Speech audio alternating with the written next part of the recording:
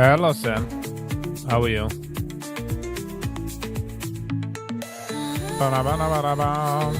Sam. Hello. Hello, welcome back to the channel. Mijn naam is Viggy. En ik maak live videos.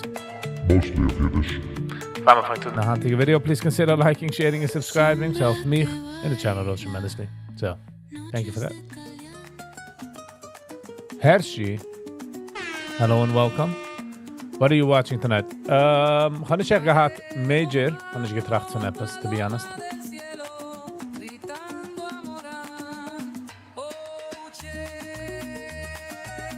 Wat is ook getracht van watchen.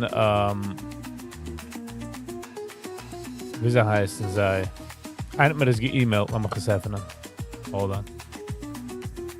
Lass mal gehen zu der Gmail Adress. Sehen, was man geht. How was your day, Sam? And hit the likey. I like it, Dad. Ta-da.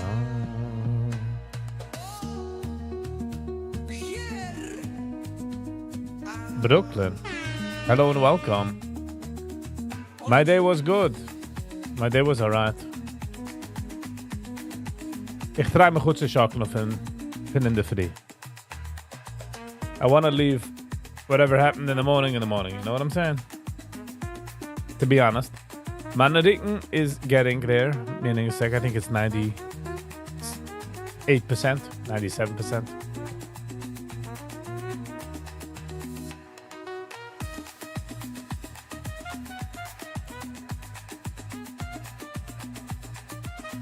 Ik had getracht, we maken der langzaam video. But, I don't know. Am I taking a risk here? Is that a risk?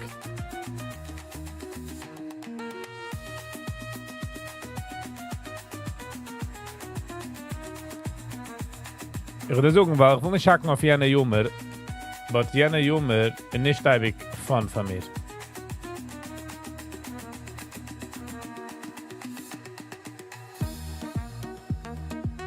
Langsam. Lass mich kapieren, wie der Weg so das gespielt. Langsam, lass mich es so sichern.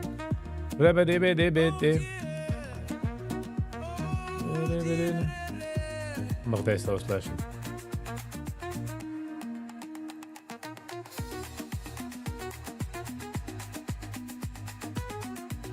Der ist Karacha geworden. Es hat schon 40 minutes. Aber die Sache ist, ob ich ein bisschen schlieb. Weil bin ich in einer Sami Mood. Buttons gaan Mr. Ryan. Just move on. Agreed, okay.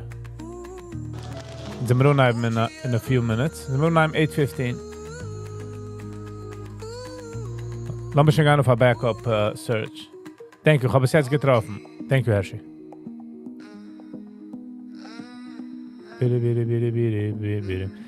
Israeli music, especially the video, darf ich watchen. En nicht, weil bei sei geht man gleich ein Hack up. Sehr schnell.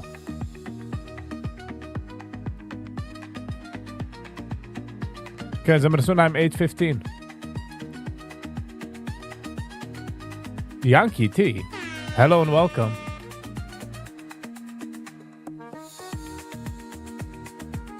Zou du genickt Zeit auf your daily dose of internet?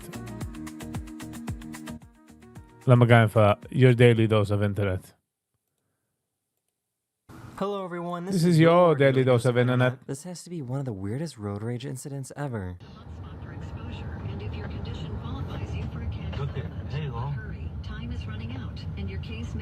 Oh. Oh, the right cars I'm gonna join. What am I watching?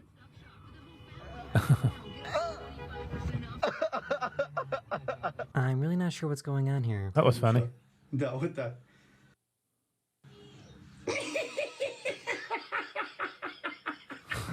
You can call this guy anytime. It's 1-800. Help! I am carrying 50 pounds of wet hot cheese. Wait.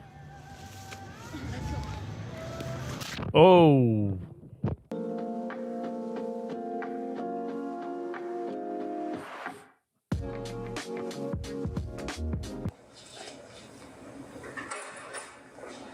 What's your name? I don't even know your name. Jake. Jake what? Jake from State Farm. From State Farm. A few days ago, this small plane That was landed on a funny. golf course in Australia.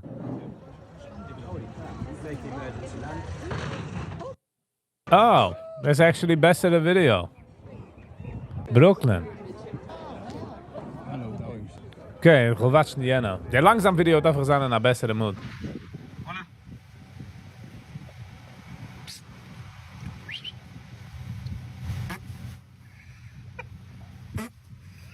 So I guess this is a smart way to get balloons down from the ceiling. Can't get the balloon off. Cold water is amazing, especially for high ceilings. Oh, cool. There's how the balloons come down. There's The upcoming live-action Bee movie is looking pretty good.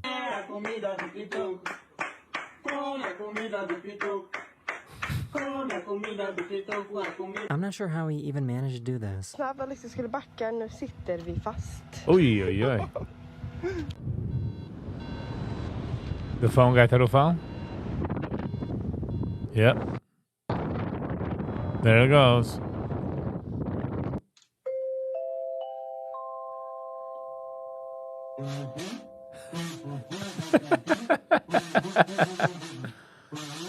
Some jokes are funny. This one, it is. This is what happens when you get new wheels but secure them with the wrong nuts. Motor swap, baby. Oh. No. She was trying to save this turtle that was stuck on the road. Oh, oh, oh, shit.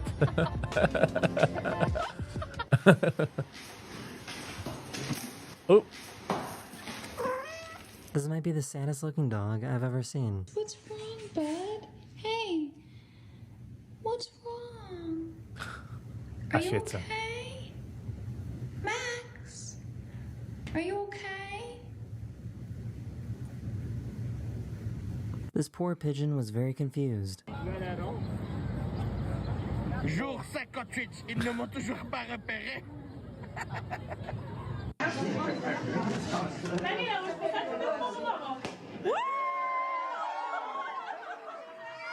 I guess when you put earbuds into a trumpet, it sounds like video game music.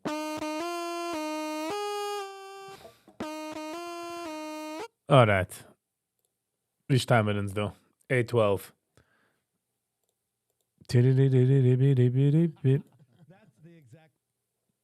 Alright, gaan we watchen. I'll do this. The Yossi Green effect. We're gonna watch that.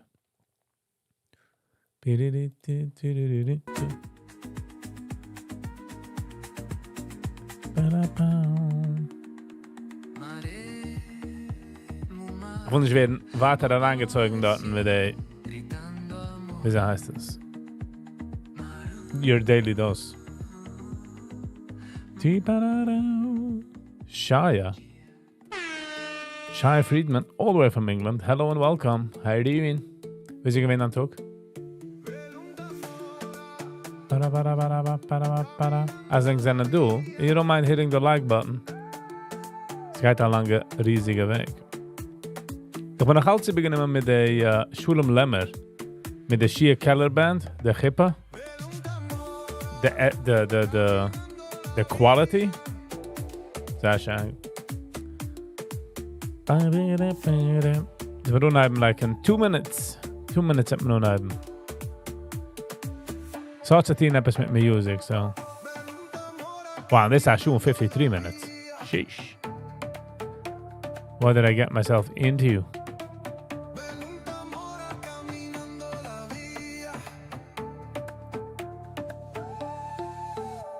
Demora.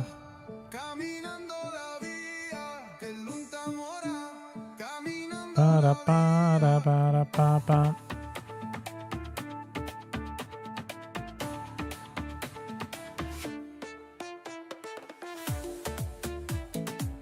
Para para para pa pa pa.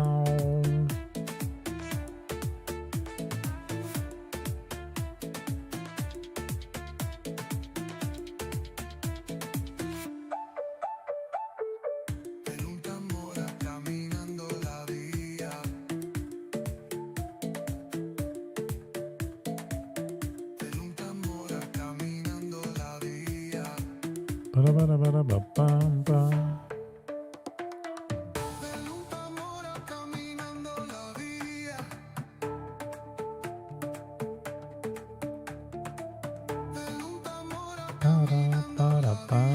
Wir tun einem in 1 minute. Man geht mal fangen. Ja. Alright. Ich meine, sind wir ready und sagen, None of Your Business Podcast heißt die Nummer von der Podcast, von der Channel. 2 Wochen zurück geworden aufgelegt, bei der Time ich mache jetzt die Recording. 7,400 Views. Es ist Yossi Green, der Effekt. How his meaningful music changed lives. Ich meine, es ist der erste Episode, was ich watch von der Channel in a general, so let's get into it. Guys, welcome back to another incredible episode of the None of Your Business podcast. I'm your host, Michael Greenfield. Joined with me is my co-host, Yossi Schwartz. And today we have the guest of guests, the creator of so many things in my life, in Yossi's life, and in your life. None other than Reb Yossi Green. Welcome to the program. Thank you. Can I just ask one? Can I come back next week? You enjoying it already so much? Yeah. He wants another introduction. You like it, right? It's very nice. The two of you have a beautiful energy, and it works. Baruch Hashem. I really appreciate you saying that. So one of the ways that we get our listeners and our audience, immediately known to who the guest is we have this little segment that we like to call ChatGPT Said What? Okay. You familiar with ChatGPT? Sure. You've been using it at all? Recently. Good. Yeah, today in the morning, I really got the first good shot out of it. I couldn't believe it. Did you ever use ChatGPT to look yourself up? No. So this is going to be fun. Okay. Okay, great. Because the reality is, and everyone listening and everyone watching knows, you don't need an introduction. But it is kind of fun to see what ChatGPT says about you. Okay. And from their perspective. So you are the composer, hitmaker, and secret sauce behind half of our favorite Jewish songs. And that's the setting that it says. And it actually writes on the bottom, he writes songs that make grown men weep, wedding bands rich, and spiritual seekers rethink their Spotify playlist. Okay. Nicely done, ChatGPT. That's a surprise, okay? Yeah. Yeah. So, Zach, all the way, and you're back. How you doing? Long time no see. Guys machen 1.5, so mechanisch judge and body language, just saying. So I'll tell you, it starts off also with he's got more hits than a kugel at a kiddush. Over 700 songs composed. I don't even know how ChatGPT would know about that. That's a very old. Very old. How many songs then? I've recorded Baruch Hashem over 1,050 songs. Recorded Baruch Hashem. Wow. I actually want to know more about the songs that you didn't compose. That's right. So that's when you can ask me for what my favorite composition is. Other than your own. Is the answer the one that I didn't write yet? That's the we had a favorite. Zij a Oosterliche Terrets. Zij a thought-through answer. Conversation earlier, so I just wanted to continue on the favorite. Back to what ChatGPT says about you. Okay. I actually didn't read this yet. I asked Stefan to print it, and I'm reading it live, so you'll please excuse me if I'm saying certain things that are, I have no issue. It's just ChatGPT. Whatever you It's say. their opinion. Yes. Yeah. It's their opinion of the facts. Exactly. Right.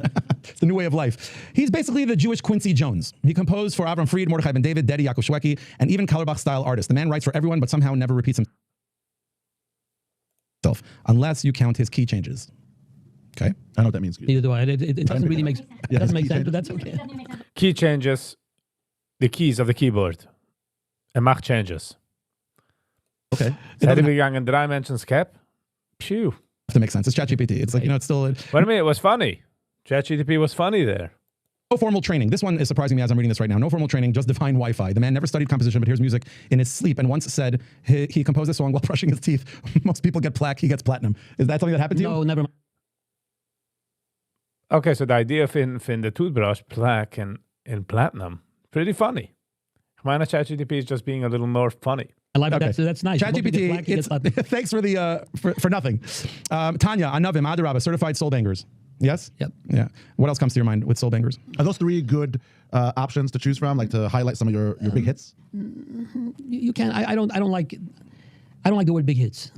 So, I don't like to focus in. We discussed it. We had a conversation about favorites. It goes into favorites. I'm right now working on songs which I like better than all of those songs together. Wow. So, what's your vote on favorites? my word on that favorite is my least favorite word in the English language.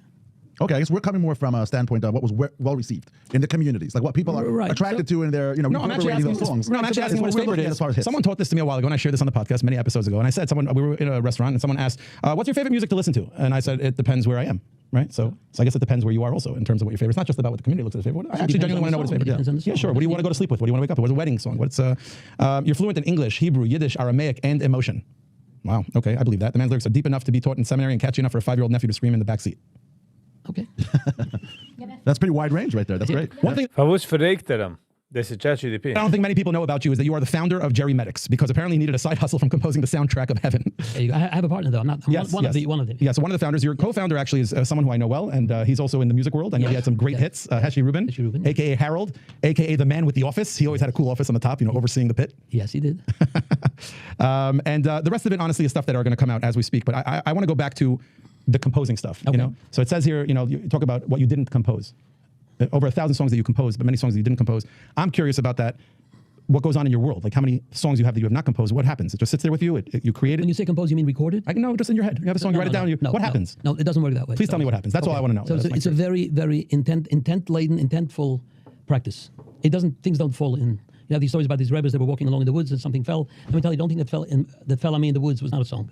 So, in other words, it's usually there's an order. Somebody requests a song, and then there's some kind of an interview. I figure out what. That's a separate discussion. And then I sit down and I work. And sometimes I'm lucky right away. Sometimes it can take. I have a song that I finished. It took me 20 years. What? So the lucky is jou aangevallen in kop. You got lucky, is aangevallen in kop. So ergens wie valt dus jou? Yeah. I have a song that I wrote that the first part was, MBD was sitting next to me. He's one of the guys in the ChatGPT thing. And he loved the first part. And then I wanted to continue, and I continued. And whatever I did for the next 20 years, and I would call him, Matrik, could you come over? He lives a few houses away from me. I think I got it. And I don't think so. 20 years. Wow. And then I finished it, and Shulam Lemmer grabbed it and recorded it and became one of his big hits. What was that? It's called Kauritz Mechaimer Mama Ilai. Wow. Yeah. Okay. I love it. You will when you're going to hear it. Het is sounds kennis is. But I jump into the ChatGPT, but when we ended strong with Jerry Medics, the business. Ushi and I are in the healthcare business. Okay. Ushi's not as much as a music fan in general as I am. Right. I'm probably going to blush the entire time while you're here. Okay. Because as you're sitting here... What can we do to make Ushi blush? That's the exact question I wanted to get to. Okay. So I want to turn to Ushi and say, Ushi, how do you know him? What do you know about Yossi Green? He's not How do from the I music know scene. him? Yeah. I don't think there is a person my age, or even a little younger than me, but from the age 25 and older that doesn't know who Yossi Green is. Mm-hmm. He is just a staple name in our extended communities. Everybody across the globe that has any connection to Judaism knows the name. They may not know how you look, they may not know much about you, but they've heard of you, they've heard of your music, they've heard of your talents. I actually don't know 100% if you're more of a singer, composer, a little bit of if you're a musician. I know that you're involved in the music industry in a very, very big way. Okay. You've been impactful for decades. So you've definitely left your mark on the music industry, and you did a very big service to our community. We have so many songs that connects everybody and keeps us all unified. It's a beautiful thing. So that's about the extent of how much I know about you. I happen to also know that you're involved in the healthcare industry. I don't know to what extent. We've never really had direct involvement. But I know that you're very successful in that field as well. So I'm very curious how you juggle both, how you're able to build a pretty big business. Jerry Medics is not a fly-by-the-night company. They're a pretty big company. And also have such a successful career in the music industry. Those are two full-time jobs on its own. So the fact that you're able to do both so well, and on such a global stage, I may add, is very impressive. So I'm very curious about actually your history, how you started, when you actually knew that you had this talent for music and started putting it into practice. Like, I'm curious how this all began. Like, where's the beginning of all of this? I'm That's right what there I'm with curious you. about. Yeah. So you're asking me for the first song? The first writing, the first example of writing that happened. Let's start with that. That's a great place. Yeah. I want to understand your question, because music. I guess I loved music since I was a child. Did I think that I had any unique connection to music, more so than anybody else? Definitely not. I don't come from a place where we didn't have a lot of confidence. There was not a lot of confidence building. Most of our confidence building came later on in life. We didn't have, like today, everybody is constantly working. They're being therapeutically helped along and so on. I mean, I don't know to what avail, whether it works or not, but we kind of didn't have that. So it was a total shock when I came up with my first melody, and it was so embraced. I didn't even understand what it meant, because I had never gone to a concert. I didn't know what it means when you do have and what happens if you have a good song, what happens then? What do people do with the song? I'd never seen a show. I think maybe because Van wie is er? Welke part van de wereld is er? The two of you come from a world where all of this thing had been already worked out. There were shows, there were concerts, there were albums, there were people who, there was fandom. None of this stuff was around when I was starting out. My parents didn't. My mother, Leo Shulman, was a beautiful, wonderful, incredible, classy lady, and a Hasidic lady at the same time. She loved classical music, and that's kind of the music that there was nothing else around. By the way, I tell everybody, it's very strange. Sadly, the word Kalbach, I don't think I heard before I got married. I don't think I ever even heard the two syllables Karlbach together. Later on in life, I got to know him, and I learned something about Ahavas Yisrael, about love of Yidden. That's a different story. That has nothing to do with music. My relationship with him was just a. I have a couple of things that he told me that I heard from him. I think I'm the only one that heard from him, and so on, which had a tremendous impact on my life, and so on. It had nothing to do with music, though. So your question as to, when the person that I wrote the song for jumped up and said, "This is it. I'm going to take this. We're going to go to New York." And I was in London at the time. I learned in London, and he says, "We're going to put this on the show." And a show. What is he talking about? How old were you then? I was exactly 18 years old. Oh, okay. And where were you? I was in London. Okay. I was in London, and I was miserable. Isn't everybody in London miserable? Oh, I'm glad. Am I glad that you said it? So okay, so waiting for us to say it. Let me tell you something. I can go on. The Londoners are not going to be happy here. For an hour about this, but everybody should remember that Ushi's the one who said it. I'm just elaborating. Water in here, and thank you. Yes, I was going to ask you. Yes, please. I mean, it is raining a lot in London. Amen. So the environment doesn't help. Set the mood. That's for sure.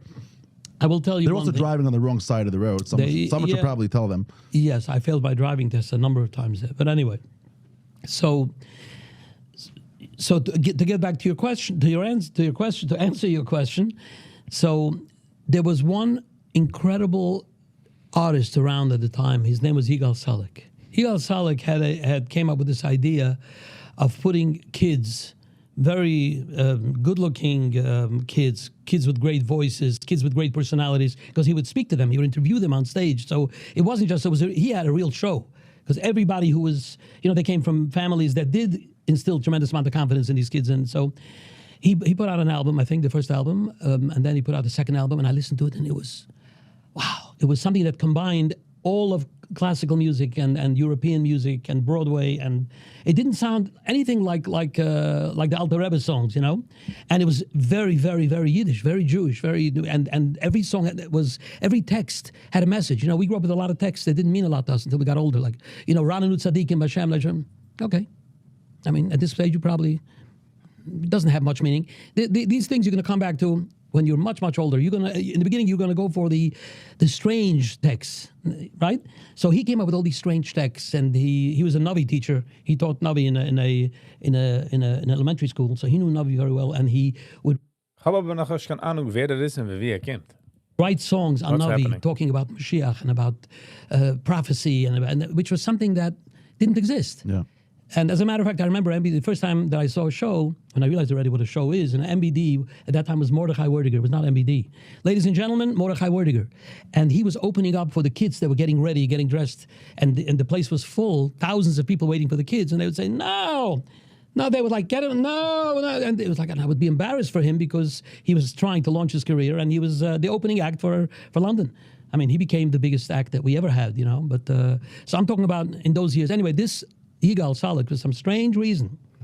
I'm not going to say some strange reason, it was obviously. So funny to trachten, as the ones who since came MBD hat auch het gestruggelt at the beginning, mit dem Griff mit zweiter Nummern. A lot of work went in unzukommen. Just saying. It's get that glass over. I went to yeshiva every night, and I thought it was winter, and I lived in an attic of a relative of mine. They had nine kids downstairs. And they had an old attic full of boxes, and one of those old attics, and the ones where you put the American cousin, where you put yeah, and they had like a bed in the corner, and that's where I slept. And so I would come in at 8 o'clock at night. What would I do? There was nothing to read. There was no Cholila V'chas. There was nothing to watch. I went upstairs to my room and I sat on my bed, And it wasn't a very, London to begin with was a difficult time. Anyway, and I started clearing up the boxes once, and I saw under all the boxes, there was an old piano, with keys that looked like this, those keys, The dead keys. Those, one key's dead, one key's higher, one key is swollen because they didn't take the water off when they spilled water on it and so on, And I began with one finger to bang around, and I came up with something like a formulaic melody, which I would bang out. And what happened was, this woman of the house was very sensitive to me. She realized what's going on. She realized that I'm coming home at night, and what the hell am I doing up there? So she did something. She went and she got Yigal Salik's phone number. And she called him up and she said, Yigal, I need a favor from you. Who are you? You're asking me favors? He didn't do that. He was listening to her. And she says to him, look, I have a relative here from America, and he's here, and he comes home from yeshiva at night. He doesn't know. I think he's also musical. I hear him banging around on the keyboard over there, on the piano. Maybe you want to come over here and just be his friend.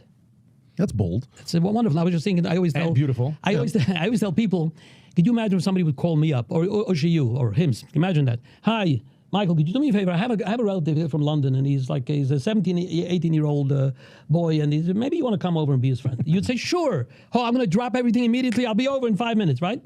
He did. He came over. Wow. Yeah, I hear the door open up, and the lady says to me... Kijk on de impact man kan hebben auf einem. Sein ganzes Leben geht das gedenken. In auch it might change that man's life. So, just saying. Yossi, pointing you out. Come down there, you have a guest. And I walk down and I say, how did I know what he looked like? Because on the cover of the albums, in those days, the albums were big and you had pictures and you would study those pictures. And it was like a record. It was a big record, and you would, that's where you got all the information, or you read every single word and you looked at every face and every child that was there, you imagined yourself being that child. I mean, that was it. That was the entire culture that a Jewish boy had. Forget, there was no HASC, there was no camps. We didn't go to camp, And I see him standing there and he says, hey, Yossi, come on down, let's go for a drive. And from then we became incredible friends. And he found out that I went to yeshiva in Schlesingers, which was Yeshiva Sarama. The Rosh Yeshiva is still alive. God bless him. He's a Talmud of I think either Shimon Shkop or one of those. You're talking about. He's Kanai. He's on the other side of this century, Kanai. Wow. And he sent me regards recently. His ear anicle lives a couple of houses away from me, and he went to Pesach and he asked. By the way, I have a neighbor who says that he learned in your yeshiva. Says, what's his name? Tells him my name. He says, sure, tell him, send him my best regards. He remembers you. He remembers me. It's unbelievable. Yeah. I was, and he would, what he would do is he would say, what do you do in the evening? I don't know why I was nice by him. Most of the nights, I'd come out at 8 o'clock from the yeshiva. There would be a car parked. The passenger door was open. And he would be standing like that. And he would say, you're coming? Literally like that. That was his personality anyway. He was a tremendous developer of souls. He didn't even know who you were at the time. No clue. Right. Nothing. There was nothing to know about me. Nothing. I had to causal to pay. So at what moment did you guys start realizing that there's something there with it? Because the conversation. We had a small podcast. In the car. Exactly. Right. That's what it was like. That's what it was like. It was a real conversation. And he took me home to his house and we would talk, and I would eat at his table. Many times I would eat dinner with the other bunch of little kids. And one day he disappeared for 2 weeks. Now you have to understand, I got hooked on him because this was my program. I came up from yeshiva, and most of the time I would go to him. I still don't understand it, how it made sense. Today it would be frowned upon. What does this mean? This person's taking you home to his family, and once he disappeared for 2 weeks. He disappeared. He didn't come for 2 weeks. And I thought maybe he's done with you. He's done. There was no phones. You have to understand. You couldn't find out information. Information was you basically went there and you came in person. He wasn't there, and I didn't know where he lived. I used to take me by car. So, and I had no claims to his relationship, And 2 weeks went by, and that's when I did this banging more and more. And he comes home and he says, and he calls the house on a Friday and he asks if he can speak to me. Yes.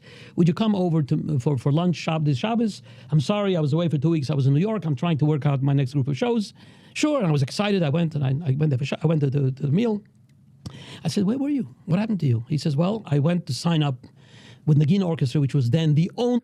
Stel dich vor, man fuhrt in New York und man wird den ganzen ungehackt von daheim. Dus du kann Text Messages und ich do gar nicht. Ich hab doch call von New York. First Jewish successful orchestra, and I signed a contract with 4 shows, was a Hanukkah. It was Motzei Shabbos Sunday night, Motzei Shabbos Sunday night. 4 nights. These concerts would sell out.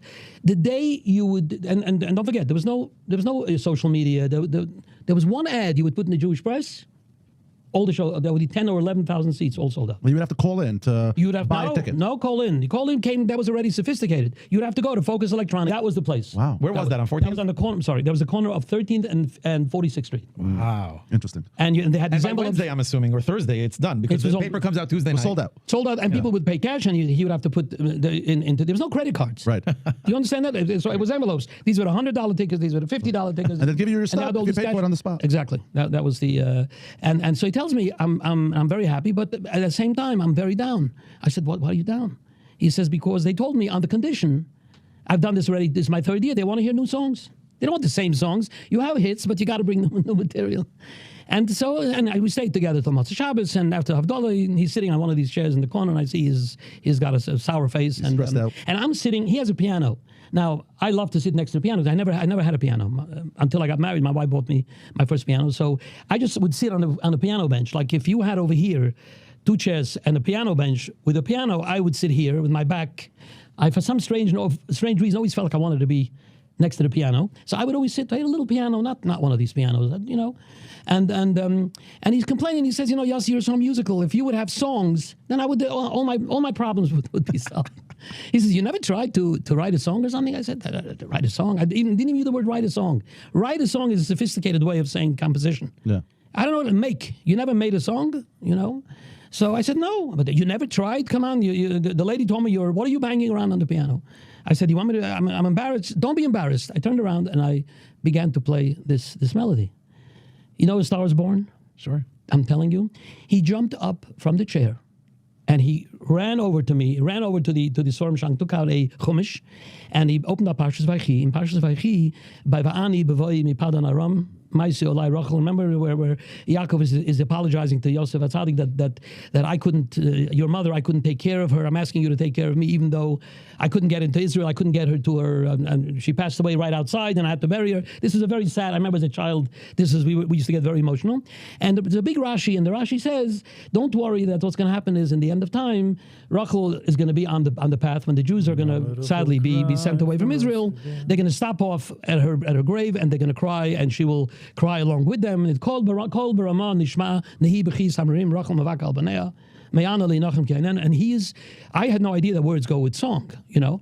And he started, okay, again. And he started screaming. He became a sergeant. Until that moment, our relationship was like, you know, again, do it again.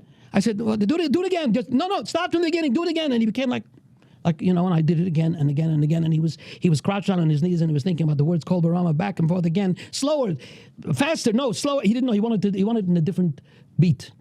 I did it in a beat of 4 and he wanted the beat of 3, and he kept on telling me, do it slower. He didn't realize that it's not slower or faster, just a different rhythm, a different timing. And I didn't know that either. You know, I kept on, and so was born the song Kol Barama, which is a very big hit song today. That was your first? That was my first song. And you made it on the fly with this gentleman, yes, on a piano in his house, and you barely know how to play at this point. I still Was heißt, you didn't?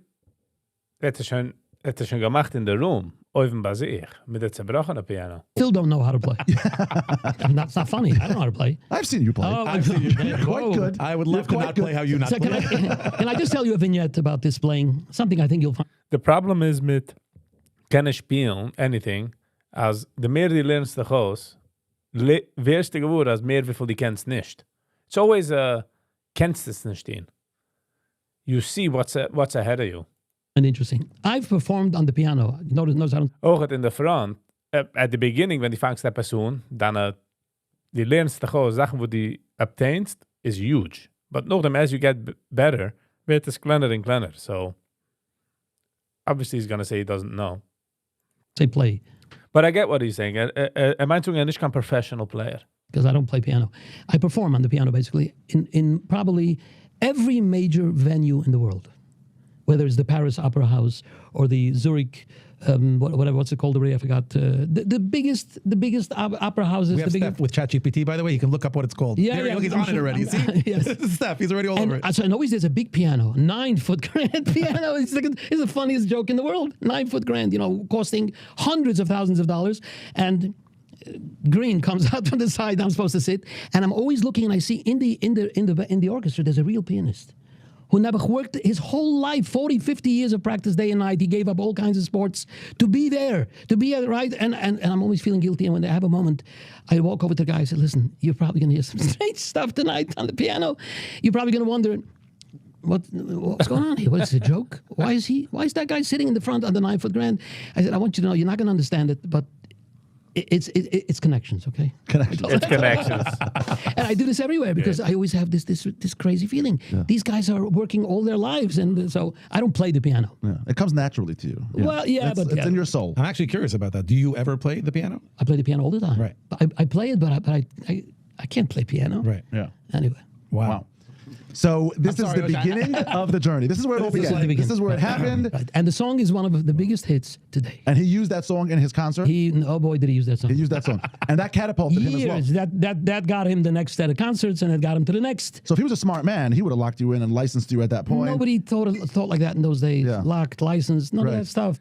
Also wie Real Estate. So noch ist gewähnt, man ist gerne so hingerig für Sachen wie Hand. You know, also, it was a very Jewish idea. They were not, you know, MBD, people ask me, what's his Yiddish? You know what the Yiddish of MBD is? The real, true essence of MBD. He's the first Yid that performed with a microphone facing the audience. You know that our stars, our performers, when we see them, we see the back of their talus. We never had a guy facing an audience with a mic. Right. He's the first person that turned around and faced an audience with a microphone. So it was that's how far. It wasn't just a song that he was singing? Yeah, also he was the idea, connecting with the audience. Exactly, and the whole idea that he faced 1,000 people, and no Yid ever did that. Yeah. No From Yid ever did that in those years. Sure. So he had to. That's why he's so amazing. I mean, he's the godfather for a reason. He was a trailblazer. But these are the reasons why he's a trailblazer. Yeah. People don't understand King. He's the king. Wow, what a good saying. Als degene der Erste, wo het Hans eine normale Sache. Was er singen steht? Singt von den Menschen. In gedacht brechen de Michigas der Weg. Because most of what we have in this whole came from him, really. Yeah. Well, today it's sophisticated beyond. Sure. But anyway. Wow. I have to say you're saying, but anyway, but I'm getting chills as I'm hearing you speak. That song is obviously... Does that mean he likes it? I don't know yet. He doesn't hate it. That song is obviously not only one of my favorite songs. Okay. I know I speak on behalf of everyone listening that it's their favorite song in many, many different ways. Meaning it's a favorite song to hear at certain times, during the 9 days, during the 3 weeks. It happens to be we're in the 3 weeks right now.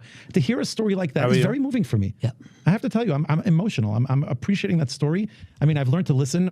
Is that overgegangen 2 Wochen zurück? Over the past 50. Hello and welcome. Plus podcasts. How was your day? Appreciating how was your day? Hearing such a story. I'm moved by it, and it's really beautiful. And just what a beginning. Yeah. I'm going to shift gears from that, if I may. I'm sorry. Give me 5 more seconds.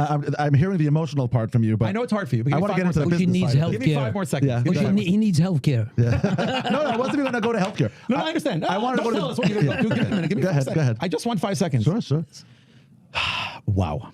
That was absolutely beautiful. And I relive it. And by the way, I think I mentioned this to you earlier, that one of the beauties of a podcast for the person who's being interviewed, if he has seichel, is that if he has a good interviewer, the interviewer brings out feelings that would not come out unless you get asked these kind of questions in this kind of a setting. So I'm also looking at Ushi and looking at you and kind of nice family. Seeing the way you're reacting makes me realize what a gift that was. That was a gift from the Runchline. That first song. It was here, take. That's so beautiful. Take and build a life with it. Before Ushi gets to, I'm sorry. He planted a seed. So fällt ja op. Of the beginning dort sucht also hat nicht lieb, das gefällt daran in Kopf. He just explained that fällt ja. I said 5 seconds. He planted a seed and it grew and it blossomed. Yeah. Something beautiful. I said 5 seconds, but I'm a salesman. I sold you on the 5 seconds. Hopefully I can get you on a little bit more. I can't let you go to Ushi's question, his next topic, until you tell me something from Kalabach. I'm sorry. I'm very connected to you. I'm very connected to Reb Shlomo. It's part of my life. Okay. Every Shabbos is part of my life. Almost every. I have an Erev Shabbos Kalabach playlist, the Yaakov Shweki Kalabach melody. There's so much beauty from that, from my perspective of just listening, right? Just a fan. Right. And I go to he's buried next to my dad. I go and visit him all the time. I met him one time, and I said the story already on the podcast. I'm not going to bore you with the story, but the point is that I want to go back to that. You said, I don't know if I'm going to mention it. I'll tell you. Please. I'll tell you. Thank you. Unbelievable. So the first time I actually met him is I used to perform the post. Pinnig, mijn begoel gewend de eerste gastenzinger in de Chassidische Welt. Carlbach show in at Brzezinski's Pesach program.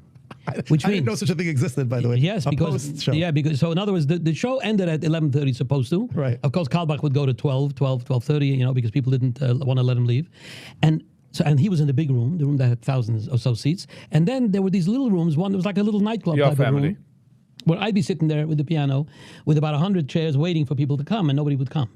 Because everybody was waiting, Right. Nobody So wanted to leave Karlbach, and they wouldn't let him go. And and after a while, I said to myself, "Look, I'm just sitting here; there's nothing happening." So I decided I'm gonna go. I'll go into I want to show you about Midas of a person who had nothing. I was a nothing to. I was a little stinker. How next old were you to him. then? I wasn't so young, but in terms of being as known, Right, professional. You're professional. You were. I was hired to few kind years. of do the lobby job. This was instead of the lobby job. I did okay. Not hired. That's what I got. I got some of the rooms for Pesach to be able to go away with my family. And I see nobody's coming. So I said, you know what? Let me go see what this Karlbach is all about. I know that he's there and he's in the room. And what's the point? So I go into the room and 2 weeks ago, I open the door family. and there's this huge. I don't know if it was in Kutcher's or one of these big. There are over 1,500 seats. You'll be surprised at what fits into that. And as soon as I walk into the room, I open the door, and apparently the light was shining on me, and he's in the middle of playing a song, and he stops the guitar, and he says, my brothers and sisters, whatever he said, he says, I want to tell you something. A person just walked into this room who, when I get the chills, when Mashiach comes, his songs will be sung when Mashiach comes. Stop it. I'm serious. First of all, I was overcome. Second of all, I was wondering, how does he know me? How does he got anything to do with me? Does he ever heard a song of mine? I mean, this guy was very busy now. He was running around trying to make parnasa and to be Makar of people. He didn't have no time to sit down and listen to other people's music, So whether he understood that I'm following him and that I'm probably waiting and that I'm going to have a little tiny show compared to his, and this was his way of just giving to somebody which I was totally done. Just please come. I wasn't like a deer in the headlights. What do? I'm in the back of the room. Come, do me a favor. I'll be finished soon. But come sit down over here next to you. You want to come? No. I want to come on stage. What am I going to do on stage? I don't know.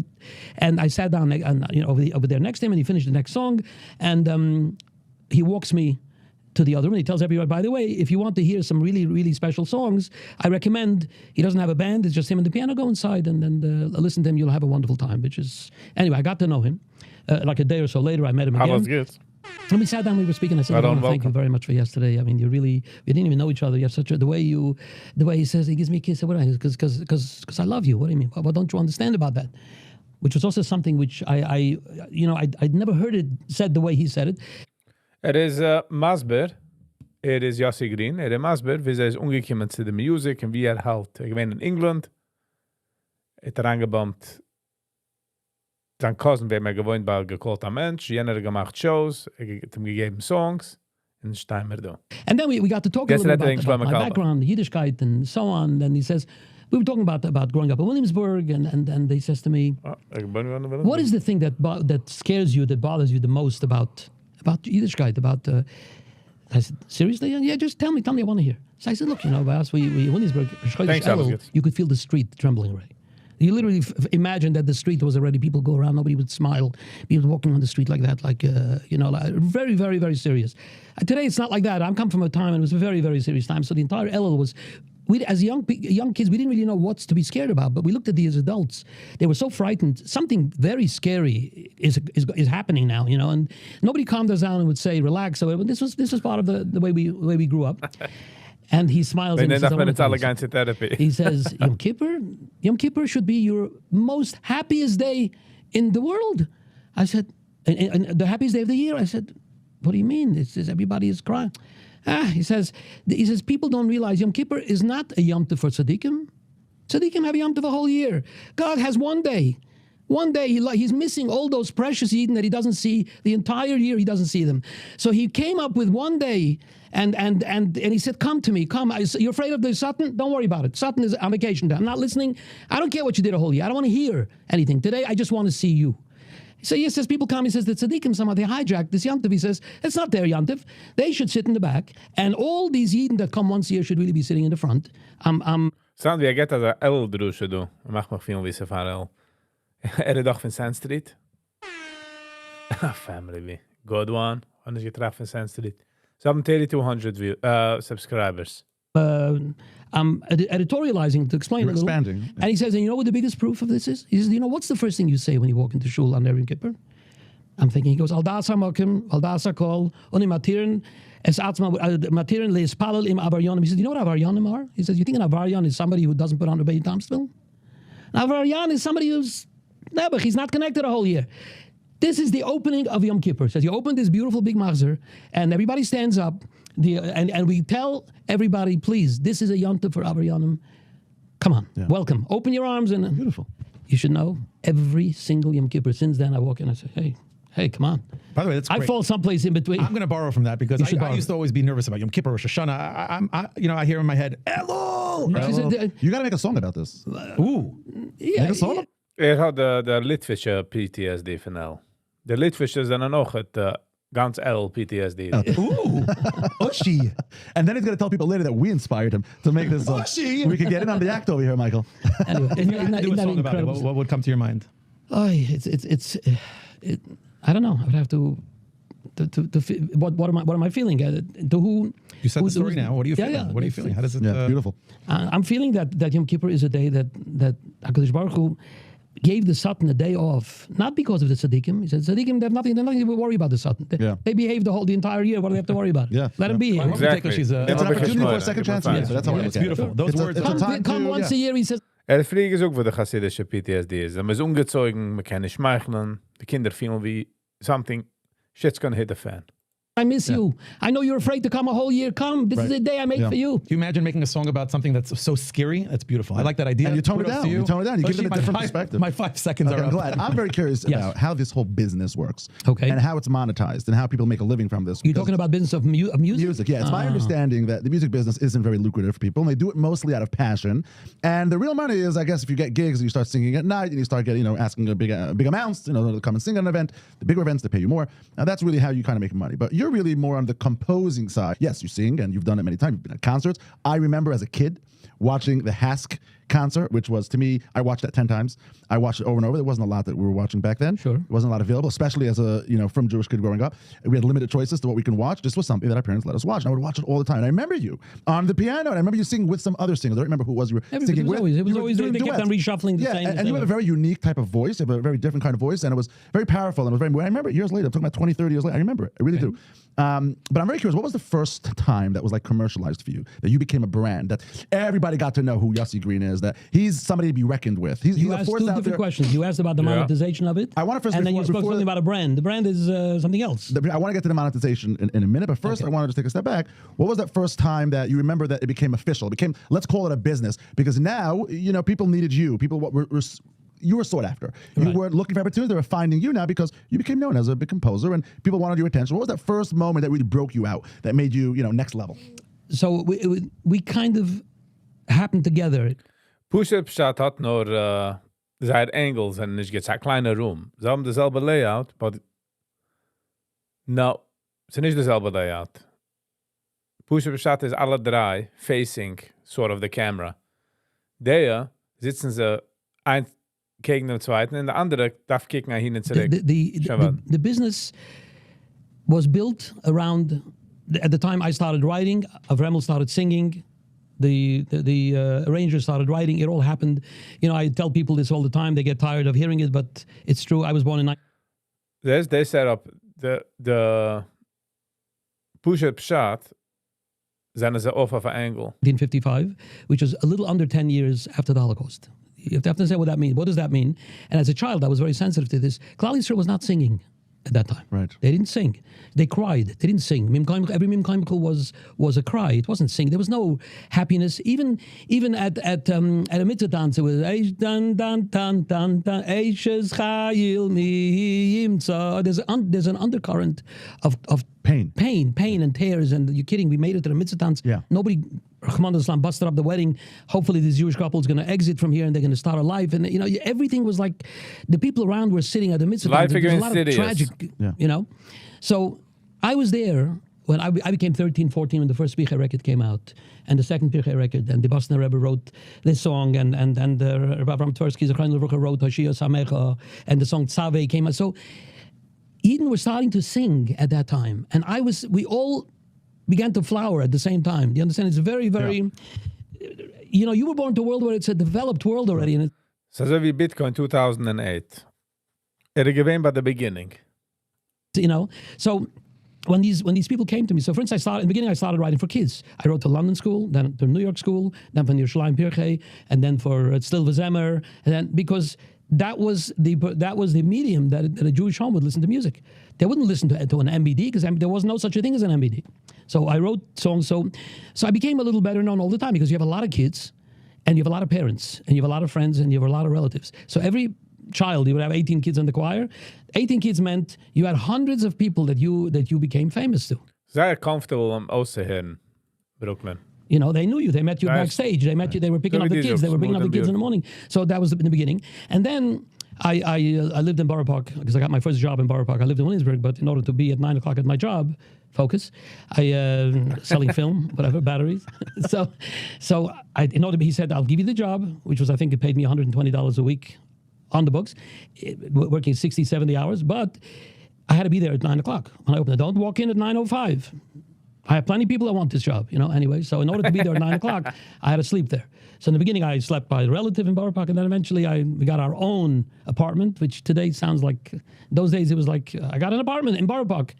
And Mayor Sherman was my roommate. I needed somebody to share the rent with me. So we had two rooms. He was my roommate, and he played guitar. We had no piano. He played guitar, and he sang a little bit, around the campfire in bungalow colonies. And he said, would you write me some songs? And I wrote him. So this is going to go into your monetization because you're going to fall off your feet when you hear the end of the punchline of this story. I wrote him 10 songs.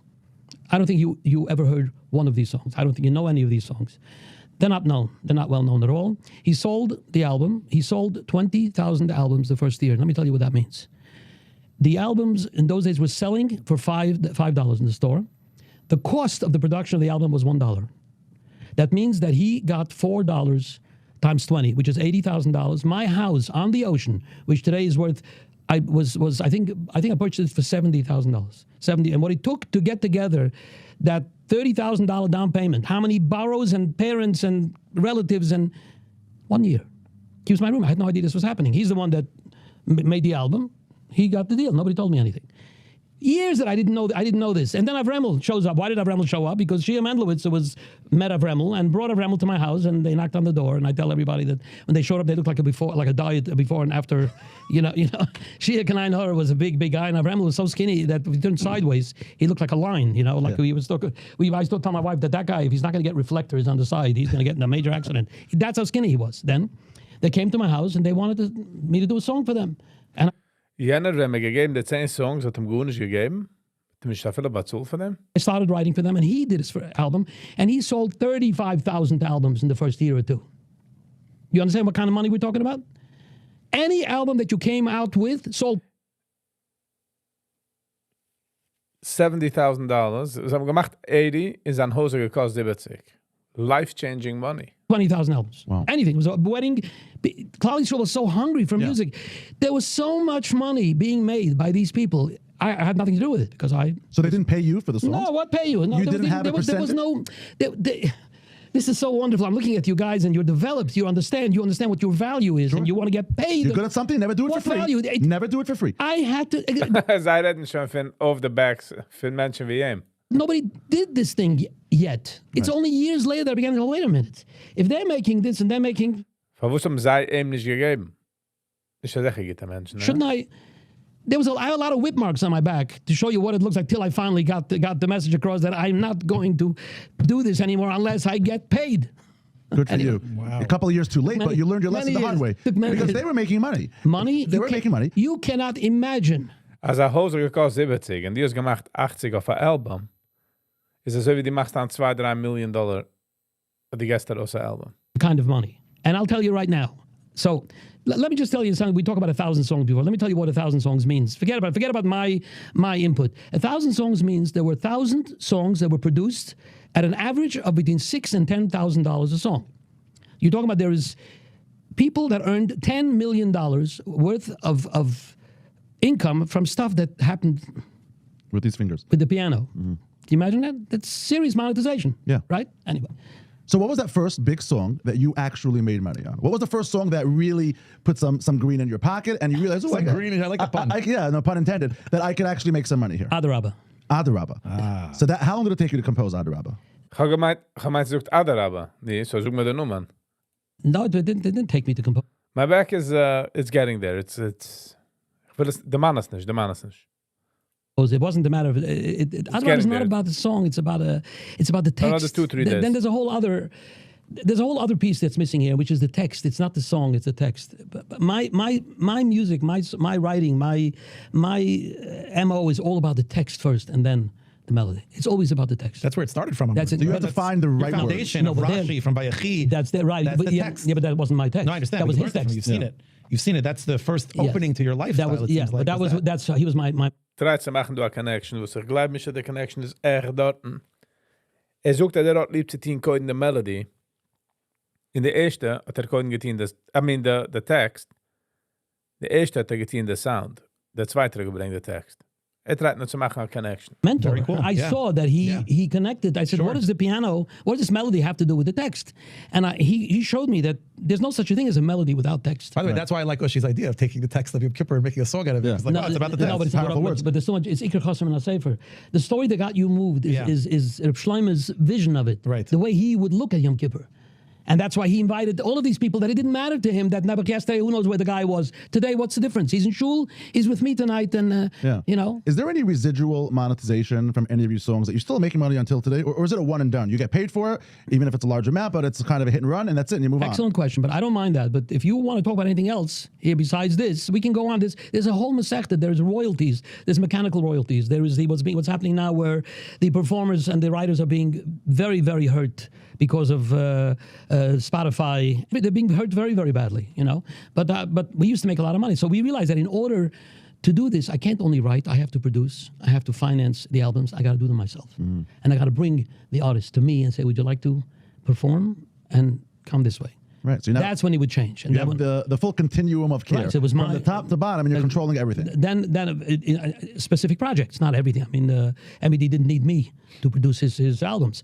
Vremel wasn't going to have me because Shia Mendlowitz, Lahav Mechaim L'chaim, is the one that brought him to the house, and they had a thing going until they didn't, you know? I have to tell you that, you know, the monetization, the business side of it, it's all fascinating, but I'm going back to the emotion of it, and I'm sorry, and here I have to go back in.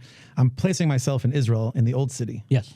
And there's a time every year, it probably happens a few times throughout the year actually, that you have at least over 100,000 people that fill up that the stadium of all stadiums. Right, that is what I like to call it, right?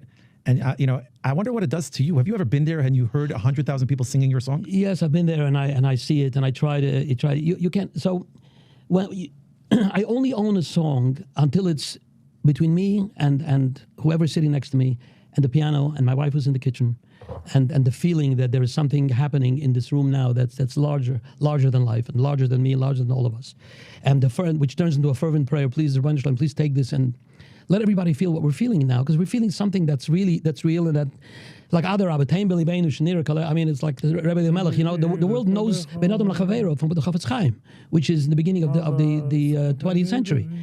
They don't know that there was a Rebbe Elimelech, one of the greatest Hasidic Rebbes, who was talking about this idea then already. That Tein Beli Beinu Shnira Kalecha des Malas Chavereinu v'Leiches Reinam v'Shenedaber Kalecha des Chavero v'Derech Yashar v'Ratzul v'Necha v'Al Yala Beli Beinu Shum Sinam Echad. I mean, this is.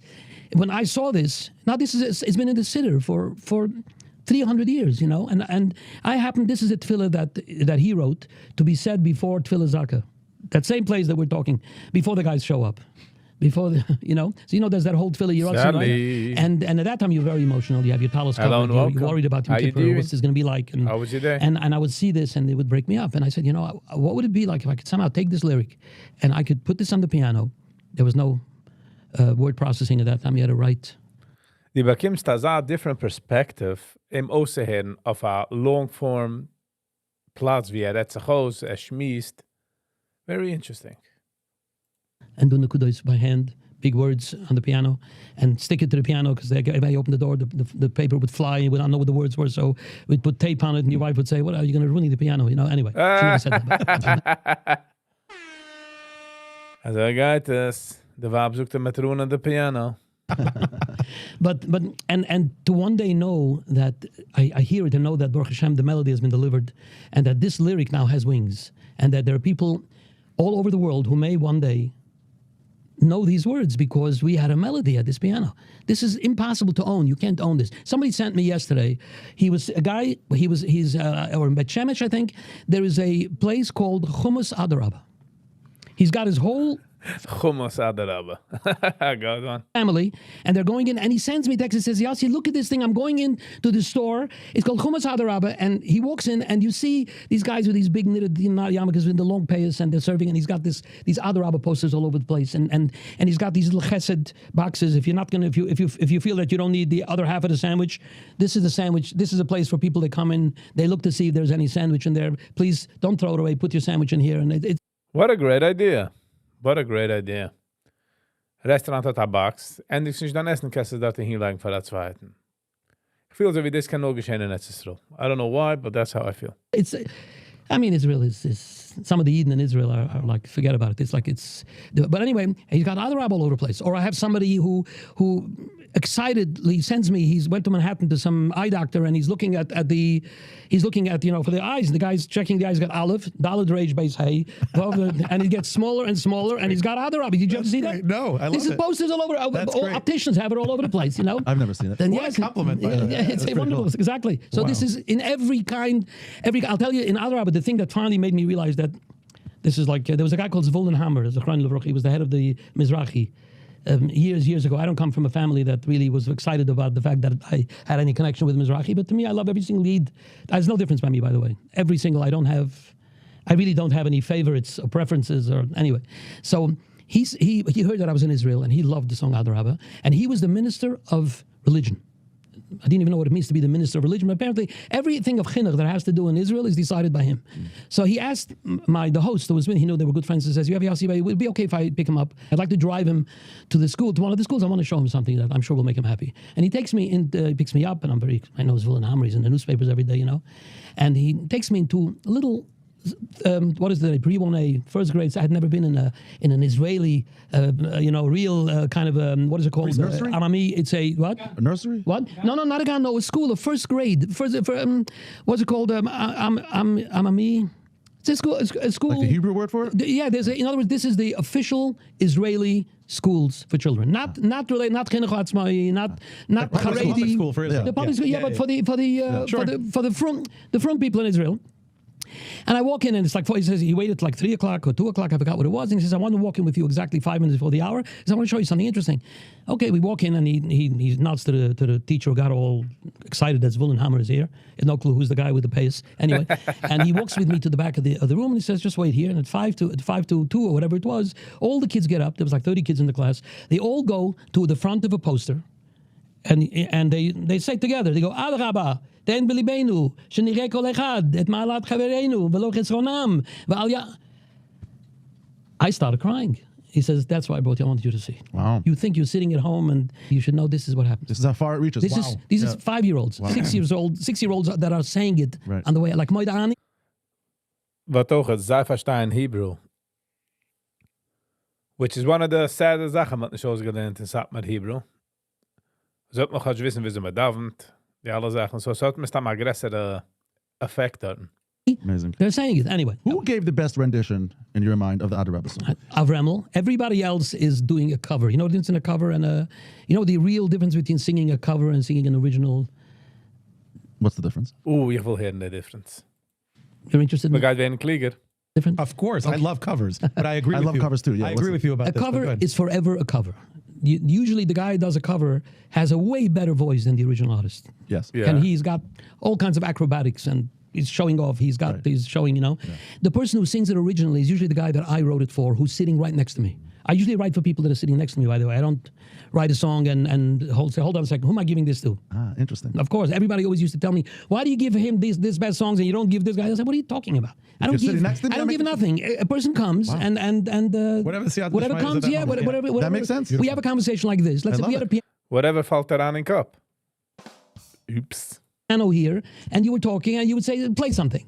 Whatever would happen, it would be uniquely your song. Got it. And if you have the ability, the way you would sing it with your broken voice or with whatever, Everybody who's sensitive will know this is Ushi's song. Oh, I did an amazing job on that song. Sure. Come on. Sure. But I mean, it's that always was going to be a cover. Yeah, but it's always it's a going to be a cover. It's a cover, and they know it. They know it because the guy who sings it originally, if he's sitting in the audience and they happen to spot him in the audience, they would like falter immediately. Yeah, for sure. Gun to your head. Yeah. So what is that rendition? I eliminated every song you ever wrote and I let you keep one. Yeah. You got to keep one. You're not keeping anything else. Hold on. These bad songs, and you don't give this guy. I said, what are you talking about? I don't You're sitting next to me, I that don't give makes- nothing. A person comes and Whatever the Siyat whatever Mishmai is comes, at that yeah, moment, whatever. That makes sense. We have a conversation like this. Let's say love we had it. a piano here, and you were talking, and you would say, play something. Whatever would happen, it would be uniquely your song. And if you have the ability, the way you would sing it with your broken voice or with whatever. Everybody who's sensitive will know this is Ushi's song. Oh, I did an amazing job on that song. Sure. Come on. Sure. I mean, It's that always was going to be a cover. Hold on. So what's the difference? Yeah, that was going to be a cover. It's a cover, and they know it. Okay, what is that They know rendition? it because the guy who sings it originally, if he's sitting in the audience and they happen to original, spot that him shit. in the audience, they would like falter immediately. Yeah, for sure. Gun to your head. Yeah. If I eliminated every song you ever wrote and I let you keep one. Yeah. You got to keep one. You're not keeping anything else. One, that this is going to be your claim to fame and they'll remember this song about you for the next 1,000 years. So One you song. okay? So you're asking And why? And why? So I need to understand what is the reason for the question. My claim to fame. No, not claim, you personally. Your favorite that you're not giving this But one. I'm not, you mean if I'm not? If You have to pick. I know you probably have 4 or 5, 10, 15. But right now, I'm putting you on the spot to pick one. I'll tell you why it's a very difficult answer. It's a difficult. I'm sorry. I'm not weaseling out of it. If you told me give me 5, maybe I could do it. But Give me I have Okay, a song get called- 5. Can we do You know 3? the issue? I'm very bad at Okay, this. okay. So let me tell I you. start I'm immediately, sorry. you know it. No, but you're asking. I have the words. I have to hear it. Can you spin the question like this? That This is is Stefan. Yeah, it's a real person. I love his glasses. spin it like this. There's a lot of editing.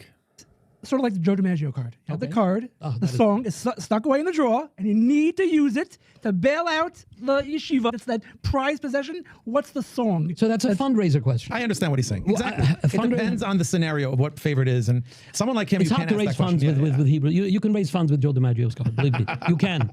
By the way, just a word about him. He's my contemporary. He's to me. He's my god ladar when it comes to these kind of songs. There's nothing to talk about. We both come. He's older than me, but and we both grew up at the same time, and we had a very healthy kindersoifrim through all the years, and we finally somehow. Got like me and Prime Sauce. Just kidding. Anyway, You know what? Let's go there. But before we do, I'm giving him the. Russell, I have a question that we ask in the middle of the podcast, which is pretty much where we're up to right now. And usually the guest is, comes from one sort of background that there's a message that he can give to anyone who's listening. I feel like with you, especially after speaking to you earlier, that it's not fair to ask you to just generally give a message. Okay. We're going to shift to business in a minute. I feel it coming. Okay. Before we get away from the music world, Eins might be a stretch, Brooklyn. Jag could have en fräng Finnaf, at least. speaking of the At least it was a head was picked. monetary gaining or losses and what to be careful from and the proudest moment and, the feelings that you have and the moments that you've had, what would be your message when it comes to just music in general or Jewish music? Is there a message that you would love to share with the world, with people listening? What would that be? Well, I can speak only to myself. No, I can only speak. Sure. I don't speak. Sure. This We're is very the, used to people speaking here to is the themselves. truth. No, That's of course. We're not. We're not looking for an MLK moment. We're just. I can tell you what I feel is the most important element reference of MLK. Jewish music, and I'm not quoting. I'm telling you. I mean our music. I'm not doing this. And Jewish music, our music. It's all based on the text. The melody is the second part of it. And as long as Jewish music is looked at as the melody itself and the production, there are guys, there's a world out there. There's a George Martin who's the producer of the Beatles. Nobody can produce like George Martin. Never, nowhere. In terms of writing melodies like Paul McCartney, I'm mentioning people that are not. There are people who have great. God gave them tremendous talent. There's a guy called Jacob Collier. I hope you heard of Jacob Collier. No. Maybe you didn't. He's the Mozart of the generation today. Okay. And why is he amazing? What was amazing about Mozart? Mozart was a little 8-9-year-old kid when the greatest composers in his time, and he lived in the classical era. I mean, like before Beethoven, after Haydn, and he was writing songs by playing piano that they were literally composers who had worked all their lives, and they would break down crying. Ich meine aber bei 4 Kids Brooklyn, als Sachmenschen wollten gehad hat Eretz. Sie wollten gehad a favorite one.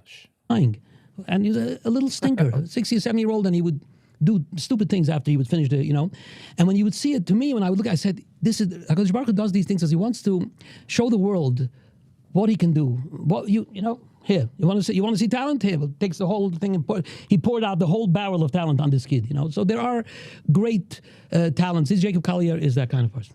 I recommend you take a look at him and see what it is. I mean, I don't know. I'm not telling people what this is going out. I'm not. But he's somebody that, to me, he's something.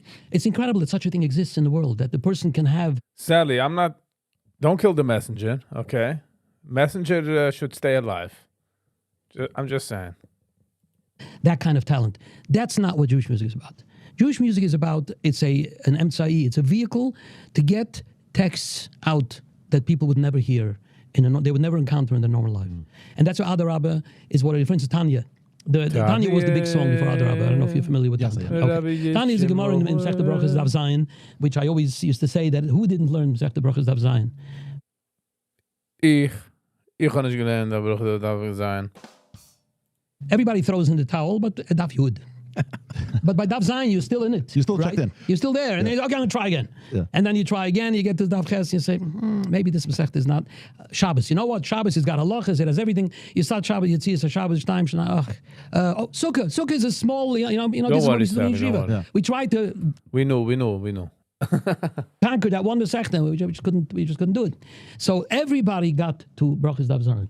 And Brachos Daf Zayin, when I got there, I saw this story that Rabbi Shmuel ben Elisha, who's the... Kivi geht es? Meint, dass jeder eine kommt und zu darf sein. In Bruches oder Shabbos. One of the last Kohanim Gedolim in the second Beis HaMikdash. He's one of the people that was now of the Asara Ruga Malchus. He's talking about he was killed in a very, very horrific way. And he walked in to the Kachar Kodashim, because that comes that time in the middle of Yom Kippur when he walks into Kachar Kodashim. And he comes out and he tells the story that happened to him over there. There was this apparition. He saw God sitting over there in God. I don't get to English, I must say. He's speaking about God. He's sitting over there in the Kachar Kodashim. I'll say Ramanisa Oshi, by the way. Right, I'll say Ramanisa. And he says to me, I'm quoting him, Yishmael, you're a Kohen. Right, you're a Kohen Gadol. I gave you the power of blessing. Bless me. Give me a bracha. HaKadosh Baruch Hu is asking this Kohen again. I'm like getting the chills. And I thought about, I'm paraphrasing, how do I bless? Blessing means you know what a blessing, it's an increase. Right? And when you want a bracha, you want more of what you have. How's he going to, right? What's he say? So he says, so he thought about it, and then he came up. Interessanter Point, wie sagt, dass a Bruche ist, sie bekommen mehr, wo die hast schon. A Bruche ist nicht eine Sache, wo die bekommst, wenn die hast es nicht. So die das schon unheim acten, wie die hast es schon, also die Bruche kann Chal sein. Plot twist here. Realize that HaKadosh Baruch Hu is asking, and this is my own understanding of it, obviously, HaKadosh Baruch Hu is giving him a message. Listen to my question and respond.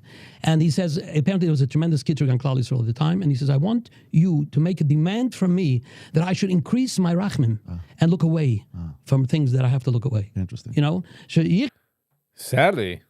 Okay. You made some money today, huh? And he says, and I nodded and I agreed with him. I said, in other words, so I realized right away, this is not a bracha. This is HaKadosh Baruch Hu is asking because he wants to have a pischin ped to the other side that's saying that the Jews aren't cholei. He said, what should I do?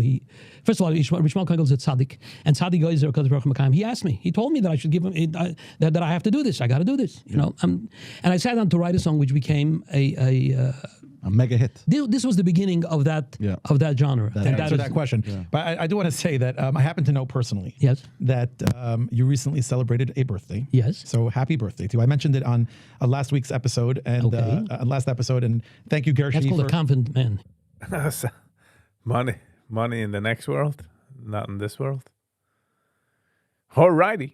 He knew already last week I'll be here. Well, hopefully that bank account doesn't fill. Well, thank you. Gershi recommended you, and you're here so graciously. So we certainly appreciate it. We spoke about the birthday.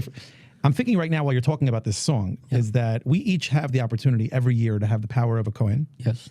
It's on our birthday. Sure. And on our birthday, we have the ability to give out blessings. I actually love birthdays. I love celebrating birthdays, and happy birthday to you. Thank you. I almost feel like I want to sing to you, but I'm going to sing to you. It's wonderful. Happy birthday is a beautiful, every bracha that you get from a Yid, the bracha is what does it even mean? Where does somebody come up blessing another person? It's obviously a bracha that HaKadosh Baruch Hu gave one Yid, and he said, look, if you mean it, you can actually add a real positive energy to this other person's life. That's what it is. It's not a joke. It's not one of those things, give me a blessing. By us, a bracha means something. You know the thing about Baruch was interesting, how this is the Vilna Gaon says that base, reish, chaf are the in the chaf base oisius of Alabay, these are the doubling oisius. Base is 2, chaf is 20, and reish is 200. That's why Bechar gets Bishnaim, because base chaf reish, because it's the Bechar, the firstborn gets a doubling, because the word Bechar and the word Baruch is the same. So it's, in other words, it's a doubling of enhancing. You sort of lose me when you come to gematria. I'm sorry. I'm sorry. It's okay. It's okay. No, I'm not a big gematria, but this is very fascinating that the word is I'm just going back to the blessing thing. Got it. So, a Baruch hat auch zu tun, die Weg, wie du die nimmst das. Es ist nicht nur der, was getter ist. So, it's too late. I can't get a blessing. As much as I understand. For you on your birthday, but I'm sure I can get a blessing for you in general. What's that? You could, why not 100%? Sure, but it's not a magic. Not a magic day. I think it's magical. I think it's. I hear what you're saying, but I think what it's supposed to. The thing. Special day. The thing with the red thread. Sure. So against the bad omen. Against the bad omen. So all the years. Well, come on. You can have somebody really cholil v'chas hates you and hates somebody else and doesn't forgive him nothing cholil. That guy's gonna have a bad. Here, nothing you can do about it. Too bad. Obviously. I'm with you. I'm just saying. So let me tell you what it means. It's unbelievable. So you put it on your little baby. Your little baby in the carriage. And you put because your baby's gorgeous and you're afraid people are gonna not forgive you. So you put this thing on and it's okay. My little baby has. He says that's not what it is. It's what it's supposed to. It's supposed to remind the person who sees it not to give you an einhar. Wow. That's what it is. It's not a magic. It's supposed to right. But a bracha is about. Also wie Rosh Hashiva sagt, dass a Bruch ist also wie a helmet. A helmet hat nicht protecten von der Rufhallen von der Bike. Ich meine, a helmet hat nicht preventen von der Rufhallen von der Bike. Aber die falls der Ruf hat es protecten an Kopf. Oh, das wird gesagt auf the Gillis. Was er meint. All right, I'm sorry. What the birthday is, it reminds you should know something. You can bless people a whole year. But on your birthday, this is the day when you can. But it's not magic on the birthday either. If you don't do it with all your soul, I hear what you're saying. It makes sense. I agree, and I bet you with all my mouth. Tell me, you have a doubt that I meant you should be matzliach. You should have Yiddish nachas and shalom bayis, and you should be your prime source should become the most well-known purchasing. System in the entire healthcare industry, and you should go public or whatever it is that you're looking for, or whatever. And this is what we were looking for, by the way. Having you at the seat. I'm being honest with you. And the ikar is that you should have. Brother, die wills they cash, okay? This is what we were looking for. Beter. You should have a good life with it. It shouldn't make you. Amen and thank you. And I really appreciate it. I'm going to tell you what my father always told me. Okay. Whatever you wish me, I wish you double. There you go. So thank you very much. I know it's not my birthday, but please accept it as if it was. I accept it. On your birthday, yes. I happen to know, because a little birdie told me her name. Vergint hem double, en ich meine hem dafke, but then said, kommen zu der Deal, und der Shit wird machen, a trop mehr Geld, hat man raus verlippen. Yeah. And she mentioned to me that she did something very special for you. And I want to mention it for a minute because I have a question. You have an alphabetical order? Because you did a whole bunch of special things. How are you? I'm going to start with A, I guess. Oh, okay. She always knows what to do. She does. To get to your heart. Yes. She knows me. Well, people can't hear you on the mic, but what Ruchi is saying is that it's your best friend right here. And I agree. Similarly, I happen to know that what she did was she spent a very long time and a considerable amount of effort and got people a year of work that she put into your birthday gift, which is so beautiful. It's like I'm getting emotional even talking about it. And she compiled videos from everyone who was part of your life. And she took her time and created a over 3-hour compilation of videos of people that were connected to you in your life, giving you a blessing. Wow. 3 hours? More, 3 hours and 15 minutes. I'm more amazed that there's so much content for 3 hours, that you have so many people out there that are wishing you well and that care enough to record something for you. Yeah. I mean, you made lasting impressions on people that you haven't. I could get maybe 8 minutes, 10 minutes for me. You're just getting started. Take it easy. Half of it for my wife. These young guys, you all want to be. Exactly. Yeah, come on. Slow down. Put the effort in. That's very, very impressive. Have you watched all of it already? You watched all of it. We went on vacation afterwards. I'm just curious, if I may ask you, and I don't want to get too invasive. But there is a famous mensch, so anybody wollt gesucht. Mazel tov, Ich nehm es schon weg. 3 hours and 18 minutes is a lot. If you can ask me who was the most... Not most. That's a great question. No favorite. There's no most. I'm just curious. If anything is standing out to you that you say to yourself, wow, just hearing that person say that, it's... Ja, Sally. Ja, ze is de Satmer Rebbe's Jurzeit. Something amazing. It's just something You I can got learn it. from. Something that you could share with me. A teachable moment. Yeah, is there any exactly? I use that with my children all the time. A teachable moment. So I'm just curious what you think. Obviously, I would love to ask Ruchi what she thinks, but first I'm going to ask you what you think in terms of there's so much content there. But was there something that stood out, or one or two? I'm sure there's 10. Anything that comes to your mind? Because what a beautiful moment to share. If you have patience to hear a little story which is amusing and relates to the healthcare business. Patience. I can tell you what probably moved me more than anything as a video. From the video that she... Please. It's kind of why you're here, Yossi. There you go. It's kind of the reason we invited you. I would love to hear the story. And he's giving us the triple threat here. We're getting a little healthcare. Yes. We're getting a teachable moment. Now And you're we're getting getting a story. Yossi, let's hear Because you asked, how did we build this company? We didn't come from this company. Our parents didn't have businesses. Our parents were very, very... people that worked very, very hard for every penny. They had so little. My in-laws and my parents. We don't come, at all from any familial wealth. And 1985 is when we opened up our company. October of 1985 is when we incorporated, Jerry Medics Incorporated at the time. And 1987 is when AIDS broke out in the world. It was this new Machler Rahman al-Islam, and people were shifting around where it comes from, how it comes, where it comes, whatever. And America ran out of something called gloves. Now, can I ask, where were you in 1985? I was born in 86. Oh, at least that. Maar was aan het niet genutzt, dat glove. When I say this, the interviews look at each other. 1985. Anyway. Yeah. And it was determined, suddenly America ran out of gloves. You don't know what that means. They just didn't have gloves. The postman had to have gloves. The toll guy had to have gloves. The police officer in the car had to have a box of gloves. Otherwise, he couldn't get into the... It's like masks. The fire, the original COVID. But masks, PPE. masks was not even in the... It wasn't even on anybody's... Nobody realized that it was happening. I mean, by masks, we already knew. There were people in advance. There were people who were making masks a year in advance already. They had connections with COVID. I actually never knew this. I was alive during this era. I never knew this. I'm fascinated by what you're saying. I'm telling you, this was the first PPE type of crisis. crisis. And there was no gloves. And I met Eid, who told me that he goes to China to do all kinds of jewelry, I think it was at the time, and I think he was in the jewelry business. And he said to me, Yossi, what you have to do is you got to come with me. I'll take you to Hong Kong. Wow, Hong Kong was like a dream. Hong Kong was like paradise, which we thought, who in our life is ever going to visit Hong Kong? And from Hong Kong, we will fly into China. We will train into China. We will boat into China. We will drive into China. They explained to me that Hong Kong is a place, that China is this big place, and you can, you can access China in all, depending where you want to go. And it's got 1 billion some odd people, and they can make anything. And I said, but I don't know anything about China. I don't know Chinese. He says, don't worry about it. And Baruch Hashem, the bunch of them helped.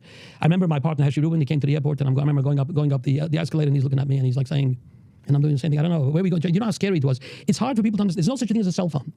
Ja, sen du kennst du in Google, kennst du gar nicht stehen. Bist allein auf dem Wasser. Do you understand what that means? Yeah. There's no such a thing even as a computer, a laptop. We had a big... He's not sure when he'll see you again. Yeah, we didn't, but we understood. Right, Somehow, I was like, just go, Yeah. just go. Wow. And I was I was a scaredy cat.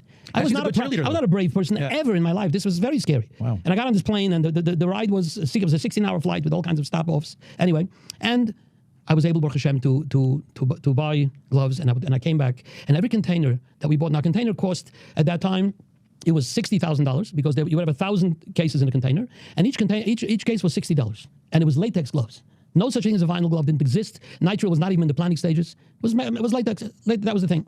And what was very strange, what I found out was that there were certain very big medical supply companies, hospital supply companies, which by the way are all gone because a lot of them went out of business because of AIDS. They had contracts with hospitals to sell them a case of gloves at a certain amount of money. And by the way, gloves you were able to buy for $60 a case of latex gloves on the market. These guys won health and hospital contracts that they had to supply this for, let's say, for $55 and make their lousy $2.50. And if they don't supply it, because they don't have, the hospital's allowed to go out and buy it on the open market and build back the company. Wow. Can you imagine that? Wow. Carbon after carbon after carbon. These places were toppling. Because they weren't only selling them gloves, they were selling so many other things. Yeah, but the gloves... that crippled them. That was the number one item. And who brings gloves? Wow. These two stinkers that just opened up a company, and we're on the pier. They call us the boys from the pier, because we were on Pier 41. We were called the boys from the pier. And I would come in. So I also found out why you needed money. Until that time, people would say to me, they wanted to invest. You want us to invest in your company? What am I going to do with the investment? In those days, by the way, I want to tell you something shocking. We sold $50,000 of business the first month we went into business, and our net profit was $25,000. Wow. You can sell $1 million today a month, and if you make $25,000 net profit, you're not going to make $25,000. Yeah. I'm sorry. No one's going to let you.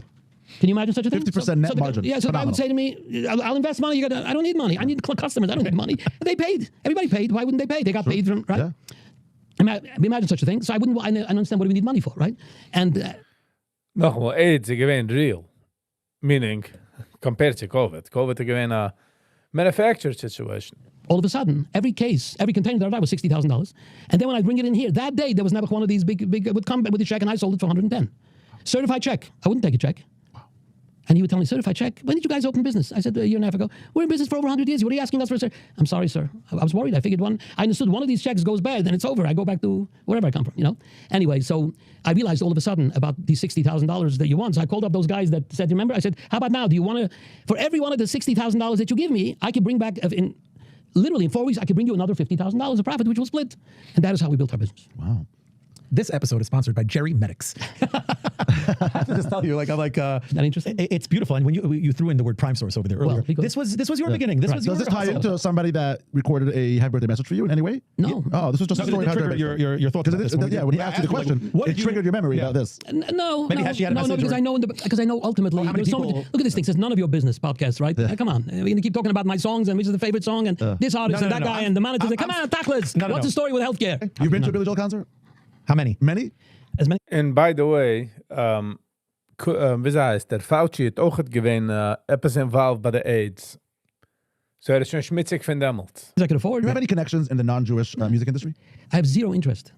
Zero. You don't appreciate some non-Jewish? I appreciate everything, but I have no interest in connecting. What genre do you appreciate in the non-Jewish music sector? All of it. If it's great music, it doesn't matter. So country, reggae, if hip hop. It's good. There's not. If it's good. But I have an album called The Eighth Note, which has every style. If you've ever would listen to it, it has every. I have a real reggae song on there. Actually, Matisiao started. He did the first duet with me at the time, and then suddenly he kind of moved a little bit to the left, and we. Which duet was it? Would I know it? Altodin. Oh yeah, I don't know. Altodin, I gotta find that song. I like that. Interesting. Ich wonder noch, wie viele Songs gedenkt. Rocky, could you send him some? No, so I want to go back to what I was asking because I hope to get an answer from you that's relative to the question. Go ahead. You know, which is you've got so many messages. I really want to know from your perspective if there's any that stood out that we can learn from. And I think it triggered your memory of all the people that were leaving you messages, all the business associates. There is one that really.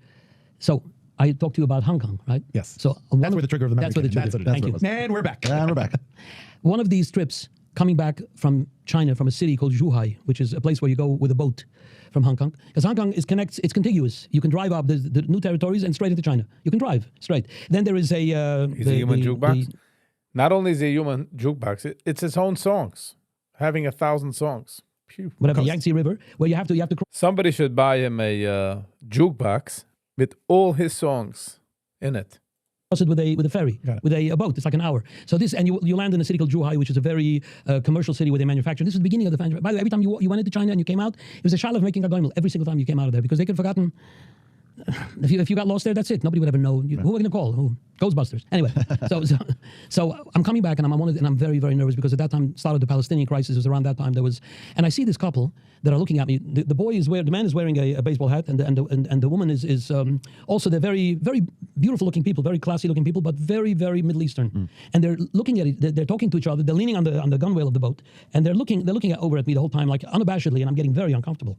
That these guys, they spotted the Jew and they figured for jihad's sake, let's throw them over into the water. The Chinese were at the end of it. I literally had these stupid thoughts. And this went on and I'm waiting and I don't see any land anywhere and I'm waiting for this Hong Kong to show up already. And all of a sudden I notice from the corner of my eye, they're coming to me. They're coming towards me. They come towards me and they ask me, you Jewish? And I figured, sure, I put two and two together. This is, It's over. I said, yes, I'm Jewish. He says, well. Gebaut ganze Zeit an Sandcastles.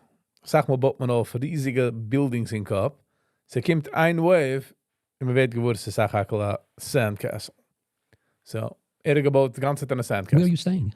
I said, I'm staying in the Hong Kong Hilton and why there's Shabbat. This was like Thursday. There's a place where you can do Shabbat. I said, there is a Chabad Shliach, Mordechai Afsan, who's tzaddik. He's the one that opened up the entire Far East. Today there is millions of people already, but he is the general of that all. Like Rabbi Lazar opened up Russia. Yeah. Rabbi Afsan opened up the Far East. Mm-hmm. Some people don't remember that anymore because it's so big already, but he is the father. And as a matter of fact, there was a hotel called the Hong Kong Hilton, which had room 401, was the room that they had rented, and that was where the first Chabad house of the Far East was. And I met him, and he told me, Yossi, would you, Friday night, I hope we'll see you. Where Minion, what, So he told me 401, okay. So I told these guys, I said, look, yeah, really, where are you? They told me they're on the other side of Hong Kong someplace. Is there a place, maybe we can get a place where to be for Shabbat, or we can come like that? I said, look, I'll tell you what, when you come, I'll hook you up with this Rabbi Outson, and we became very, very good friends. This whole Shabbat, we became, they spoke, they asked me a lot of questions about Yiddishkeit, him and her. I found out there were two single people. They were living together at the time. They were not connected very much to Yiddishkeit yet, and so on. I had nothing to do with Kiruv. Today, by the way, everybody's into Kiruv. Yeah. I didn't know what that is. I come from a world where, just stay in your lane. I'm very happy here, like that. Ja, echt, da bin ich wirklich man. Was that? I did a whole Blab daten. Wem is shrik kan yid. Ga voor dan lane. Samen is in. Get off. Get. thing came to me later on in life, and they spent Shabbos. Wherever I ate the meals, they ate by Rabbi Afson, and then Motzei Shabbos, they said, "Can we take you out for a walk? Let's walk through the streets of Hong Kong." It was beautiful. Hong Kong is, at that time especially, it was owned by Britain, and I noticed that they're asking me questions about Hashkafa, all kinds of questions, Mashiach. And the reason why I happened to be at that time in the right place, because I'd been learning Ramchal's Svarim with the Rebbe for a bunch of years. It was very new at the time. Ramchal came out, it was translated by I forgot his name, he translated Der Hashem, he translated Das Tuna. So we start today, the whole world is busy with it. In the world with no crime? Nice, okay. Darf man fuhren zu Japan? Wo sie gewesen in Japan? Wie lang bist du gewesen in Japan? But then it was beginning. I was very excited to share, and they loved. Apparently, they were very cerebral. They were very bright people, very educated French. They're Frenchies by the people. They lived in Paris, and it got so far that I was going on Tuesday. That Tuesday they asked me if it's okay if they can drive me to they can go with me to the airport because they want to spend another 2 hours. They know I'm going to have 2 hours of wait. Can they spend another 2 hours with me? And I said sure. And they sat with me for 2 hours again and again nonstop asking me questions about Yiddishkeit, about my life, about what Chassidus is, and every kind. She would throw a question from this side here, and then he would interrupt and throw a question. And we're getting closer and closer to the flight. And I'm saying the flight is to San Francisco. It's a 12, 15-hour flight. They had gone ahead and they had bought themselves tickets. They didn't tell me, and they got me no business class ticket. They just got the 3 front coach class tickets. I sat in the middle. The 2 of them sat on the side. And I see that they're walking me to the plane. And I'm saying, you got to go. No, it's okay. We're still walking you. That's the kind of people that they are. Very sneers. What? Escorting. Nice, beautiful people. What a move, by the way. Beautiful people. Very all kinds of. You can say that they dressed incredibly well, very expensively. Their baseball hat was not one. It was. Echt recht zu sagen, also wie man gelernt in San Diego, man getroffen sei bodies in bags. Yankees cap designed by, right. By They're clearly affluent. They were incredibly affluent. The sneakers, today everybody wears sneakers. Those days he was wearing sneakers, but his sneakers were Montana, which cost whatever. Anyway, I get to the plane and they're coming onto the plane. I said, well, we're still going to be here. We asked, they said we can go on with you. And they're sitting down with me. And the plane is going to take off in about a half hour, 45 minutes. And I keep telling them, look, you're going to get yeah, don't worry, a little while. And suddenly they put on their seatbelts. They're strapping in. They're strapping in. They're coming. They're here. She takes out a little, one of these cassettes. Remember those little cassettes? Yes. One of these, a 12-pack. She opens it up with her teeth. And he brings out this little tape recorder, and he's talking to her in French. Give me the tapes. And he's reaching over my back. They kept me going for 12 hours. Wow. Non-stop. And fast forward. De Gevers zijn zei hingerig voor Yiddishkeit, you know. They got married, and they got married. They found out exactly what the halachas were, and immediately they jumped into, they got into the halachas and so on. And they have 18 other couples who were their best friends who became from because of them. Imagine this, right? And I officiated that their weddings, got married in Morocco and Casablanca and Marrakesh, and they flew me to places like I was always sitting with the good. Hold on. I think I have one of these. Hold on.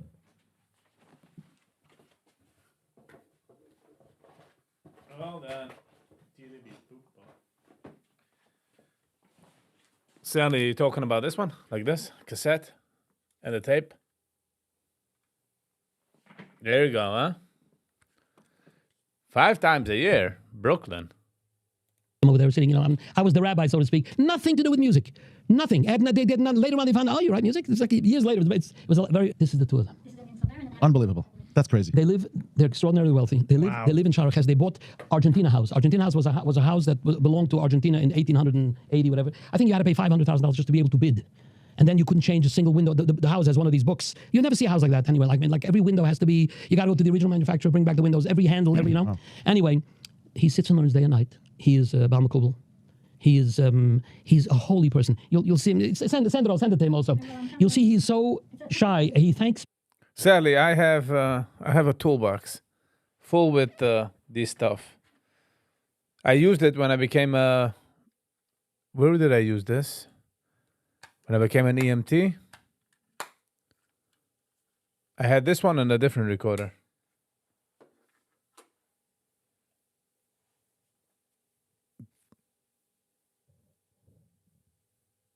Oh wow, Brooklyn.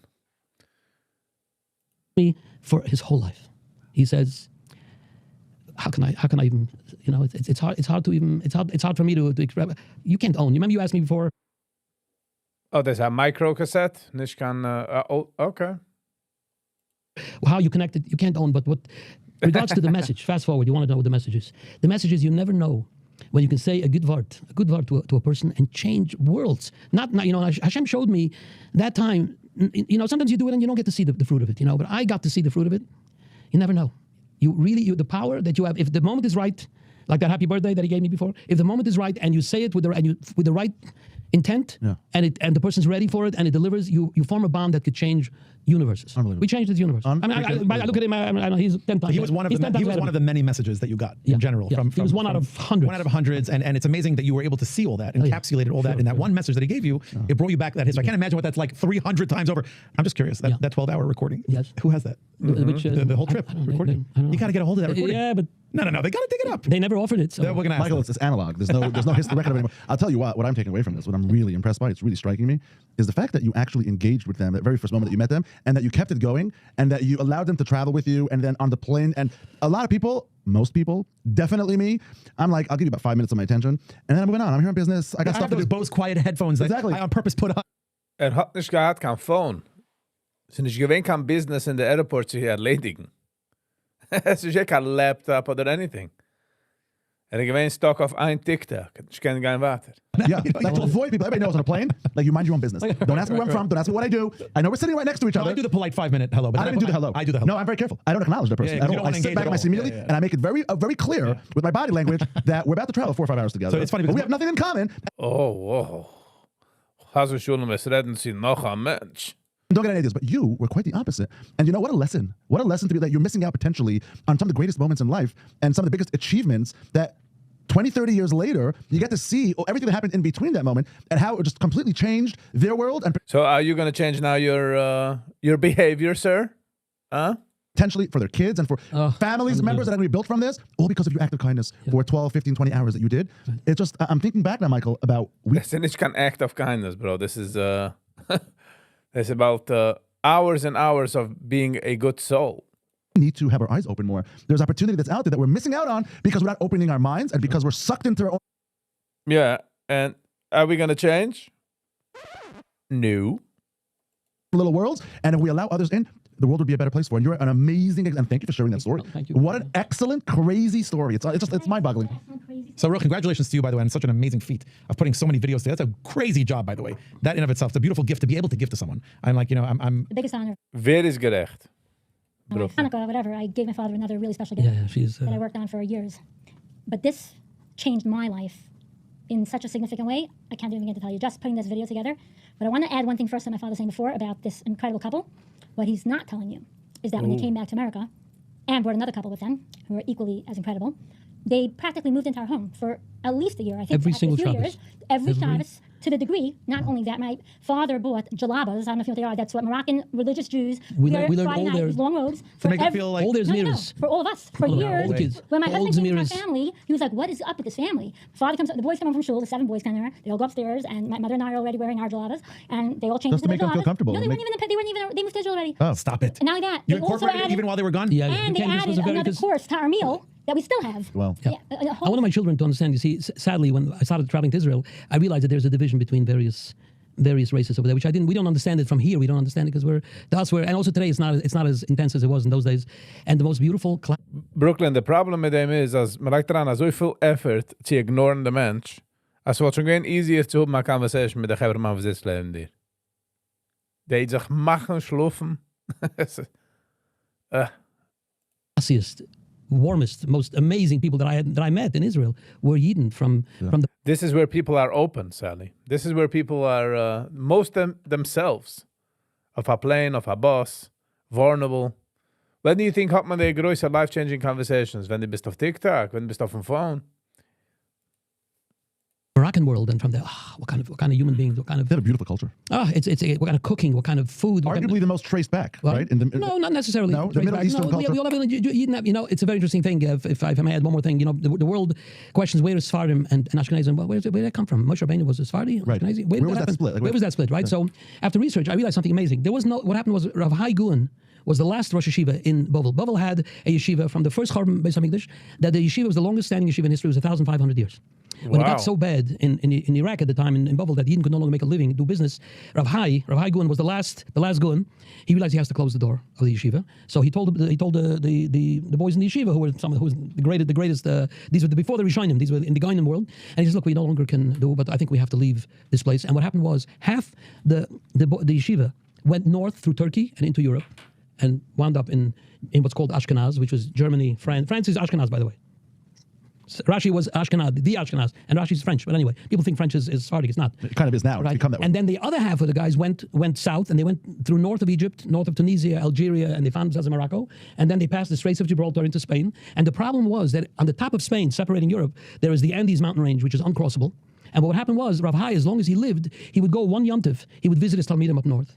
In the European area, and one yontif he would visit through Spain. And this is the way it happened. And as the years went, when he passed, eventually they started having arguments. No, that's the Rebbe said this. No, he said that. No, he said this. No, he said that. Before you knew it, that's it. There is no such a thing. It's not a real division. Thanks for explaining that. By the way, that puts a lot of clarity. I made a joke. Rav Hai Gun. I mean, if you're allowed to say that, but Rav Hai. The reason it's called Rav Hai Gun because each one said Hai. No, he said this. No, he said this. No, he said this.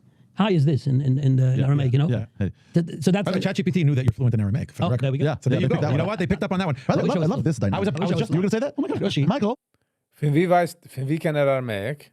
Michael. Yeah. Sometimes it happens. Podcast. Sometimes we have a kumbaya moment. I was just looking at Ruchi and I was saying, I'm like, there comes a time in our life that Hashem gives you a gift. Yeah. You got to open your hands and take it. I have a friend of mine, I'm going to call him out here. His name is Pinky Wiederman. Sorry, Pinky. I'm going to say Vending? Breaking Vending. Yeah. He got a bracha from someone. And he physically opens his hands. And I'm... Man fängt schon nur referren zu Menschen, wo sie tieren, like their business. Was das getan, wenn macht nicht kein Geld in der business? Watching him do this motion physically of receiving the blessing, and I realized that the physical part of it manifested into the emotional, into the spiritual, and he was just accepting it. It's you never know when you get that. Brooklyn, man darf nicht werden best friends mit dem Menschen, wo sitzt neben dir. Aber daran legen so viel Energy, nicht zu reden zu jenem, das ist schon a waste of energy. That because it says everybody has his moment, and if he's got it, then he blesses you. That's right. So I'm saying thank Hashem for this moment that we have. I'm opening it up physically, emotionally, spiritually, mentally. That Ruchi's here in the room with you, and you have this incredible relationship. I envy that. I hope that one day I'll have that with my daughters. You're going to be at a later age. It'll be up to you. It'll be up to you.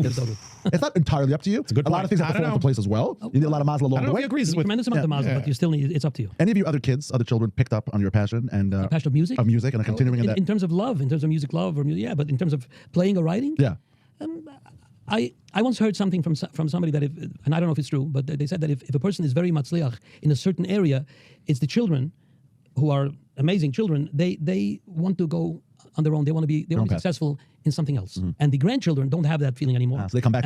That's very interesting. We have this. Because Ruchi has children that are musical. What we have in front of us, though, I wouldn't call it anything short of harmonious. The fact that Ruchi is here and you're here. So I want to ask you, Ruchi, because you're here on the mic, and I'm going to take this opportunity and ask you, what was your favorite from the 300? Or pick something that stood out to you that you could share with us. Or in fact, let's have another podcast. Come back for another 2 hours. But if you could share with us, Ruchi, please. I'll tell you one thing. It's not a particular tip or anything, but when I started this project a little over a year, I would say about February of the previous year, and my father's English birthday is in the end of May, and his Hebrew birthday is a few days after Shavuos. So it was, I just knew it's going to take time. I didn't dream it would turn into this. I thought I'll get 30, 40 clips, but it just got bigger and bigger. And literally before I started the project, I literally took a moment, I davened Hashem, and I said, please, I know it's up to you, whatever you decide, but I don't want every clip to just be about his music. I want it to be about who my father is as a person, as an individual, as the impact he's made on not only Klal Yisrael as a whole, but even more so on so many individuals in a private way that he won't say about himself. So I'm going to tell you that out of the 207 clips that made it onto the video, forget about the ones he hasn't even seen yet, I would say at least 50 of them, at least, okay? And I was bawling just watching them, okay?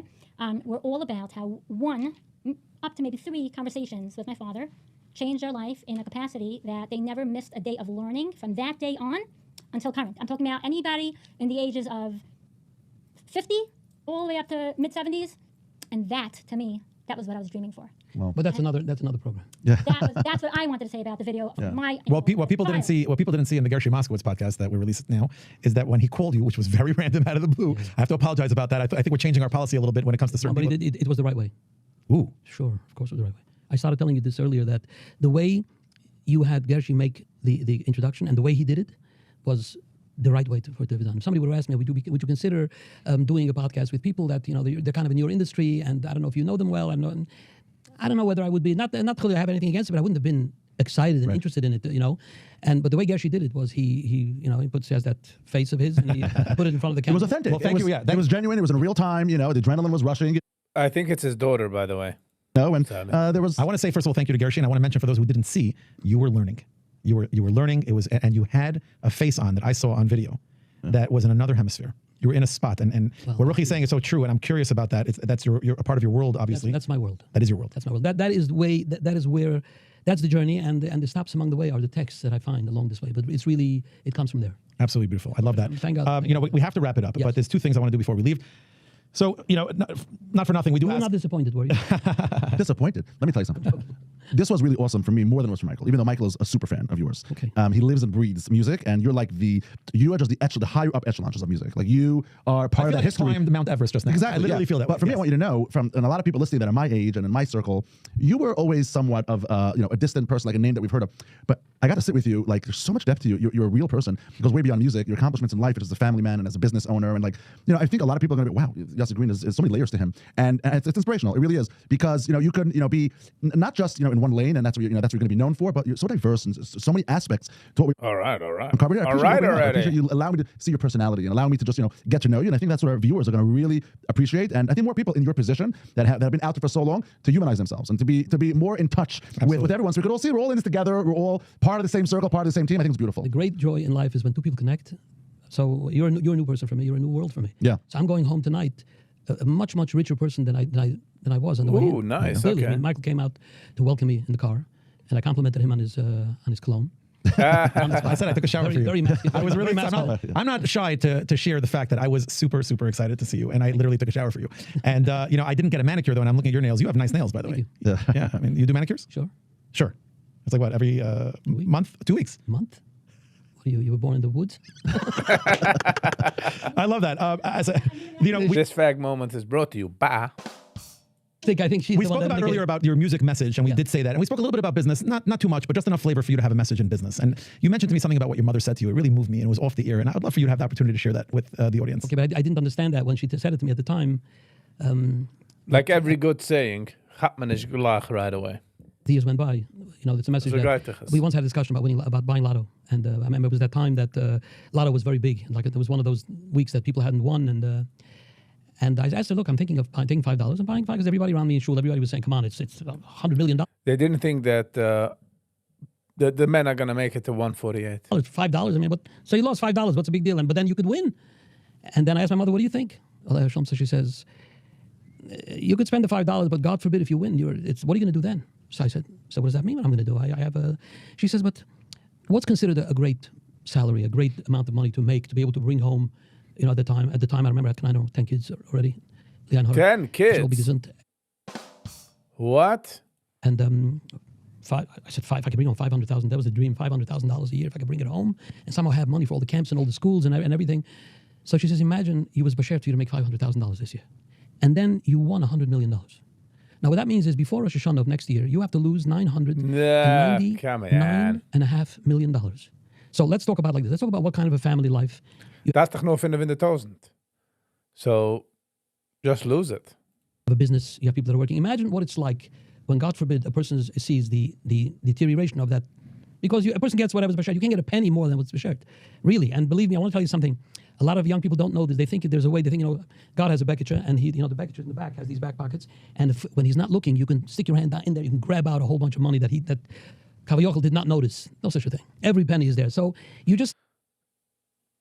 The problem mit Hazami is saying is, als geht zu sagen, aber geht nicht weg an $, läuft noch jeder, nicht personally, I'm saying the argument, läuft noch jeder $. So wie einer sagt, ich lebe nicht von morgen. But the guest shows dein ganze bank account, but you have bills due tomorrow. So get yeah. Yeah, that $500,000 would be wonderful. So God forbid you'd win $100 million. Imagine a life where a person loses nice. So be happy with your $500,000. That's what I think she said. Yeah, but man darf aber heute machen für 100,000. What is he saying? One of the best messages I've ever received, and honestly, it's like Dayenu of making a podcast like this, just to get a message out there like that. Before I let you go, who's your pick that we're calling on the phone right now? This would be a good guest for the podcast. somebody that would be able to stand up to the two of you. You don't want somebody wilting. Not that bad. Wilting like half an hour saying, I have to go out. I'm sure you could come up with somebody. Is there anyone that pops into your head? That could also enhance our lives and our listeners' lives for growth. Yeah, of course. It's for growth. Personally, professionally, and you've done a stellar job at that. People are gonna have tough shoes to fill after this one, but you've really, like you said, you're going home tonight. You feel richer because I feel richer as well. I feel more full. I feel full. I feel full. I feel like I'm gonna go home and like I feel good about myself. Like this was. Listen, if someone comes to your mind, great. If not, it's okay. But is there something? I have somebody who if you'd be willing, I think it would be very. Who is that? His name is Effie Brand. Okay. He lives in Give a Time. He comes to here very often. He's the one who designed the software for Shield, which then became a saleable company too when they made their sale. So he designs the most. It's called LIMS. Have you ever LIMS? Lab Information Management Software. That's when a person takes a blood test and then it goes into and then it prints out a barcode. You put it in the machine and it travels and it comes out on the other side, gives you all the results, calls the doctor or sends this guy an email. One of those. So it's a very, very big. He's one of the top, out of 160, 180 hospitals, labs in Israel. I think 150, 160 have his software. He would have been, in America, they would have closed him down already because it would be antitrust. He's in Israel, though, so you can't wake him up now. You can't wake him up now, I'm saying. Right? Probably not. No, but you can ask him to join us. I would love that. He is the smartest person that I know. Wow. Wow. Yeah. That's high praises. Yeah, so he went to MIT and he was jumped out of airplanes in A Masla is niet gegaan to Chassidische Geider, well, otherwise, well. And he's just a wonderful, loves music and loves. Thank you, Sally. Whoops. Wrong button. And loves to learn and loves. I'll tell you, Rabbi Yossi, I'm excited to have him on. If you can get him on, that'll be fantastic. Thank you so much. He knows every Beatles song. He knows the lyric of every Hebrew song. He knows I'm excited. As we wrap up here, I want. All right. Stark enjoyed the episode. Guy definitely gave him a like. But that's if you like. Give it the like button. Give it the like button. Sally, what if you don't buy the lottery ticket? Because it was a waste of $1. But then Brooklyn Hostin is the chulam. Hostin is the dream. Hostin is the chance to win it. You got to be in it to win it. Being in it doesn't mean you will win it, but not being in it means for sure you won't win it. So, hey. What an interesting side of Yossi Green. Zij get the podcast going. Smooth. It was very good. I was actually I enjoyed. Not gonna lie here. You know what I mean? I had some fun.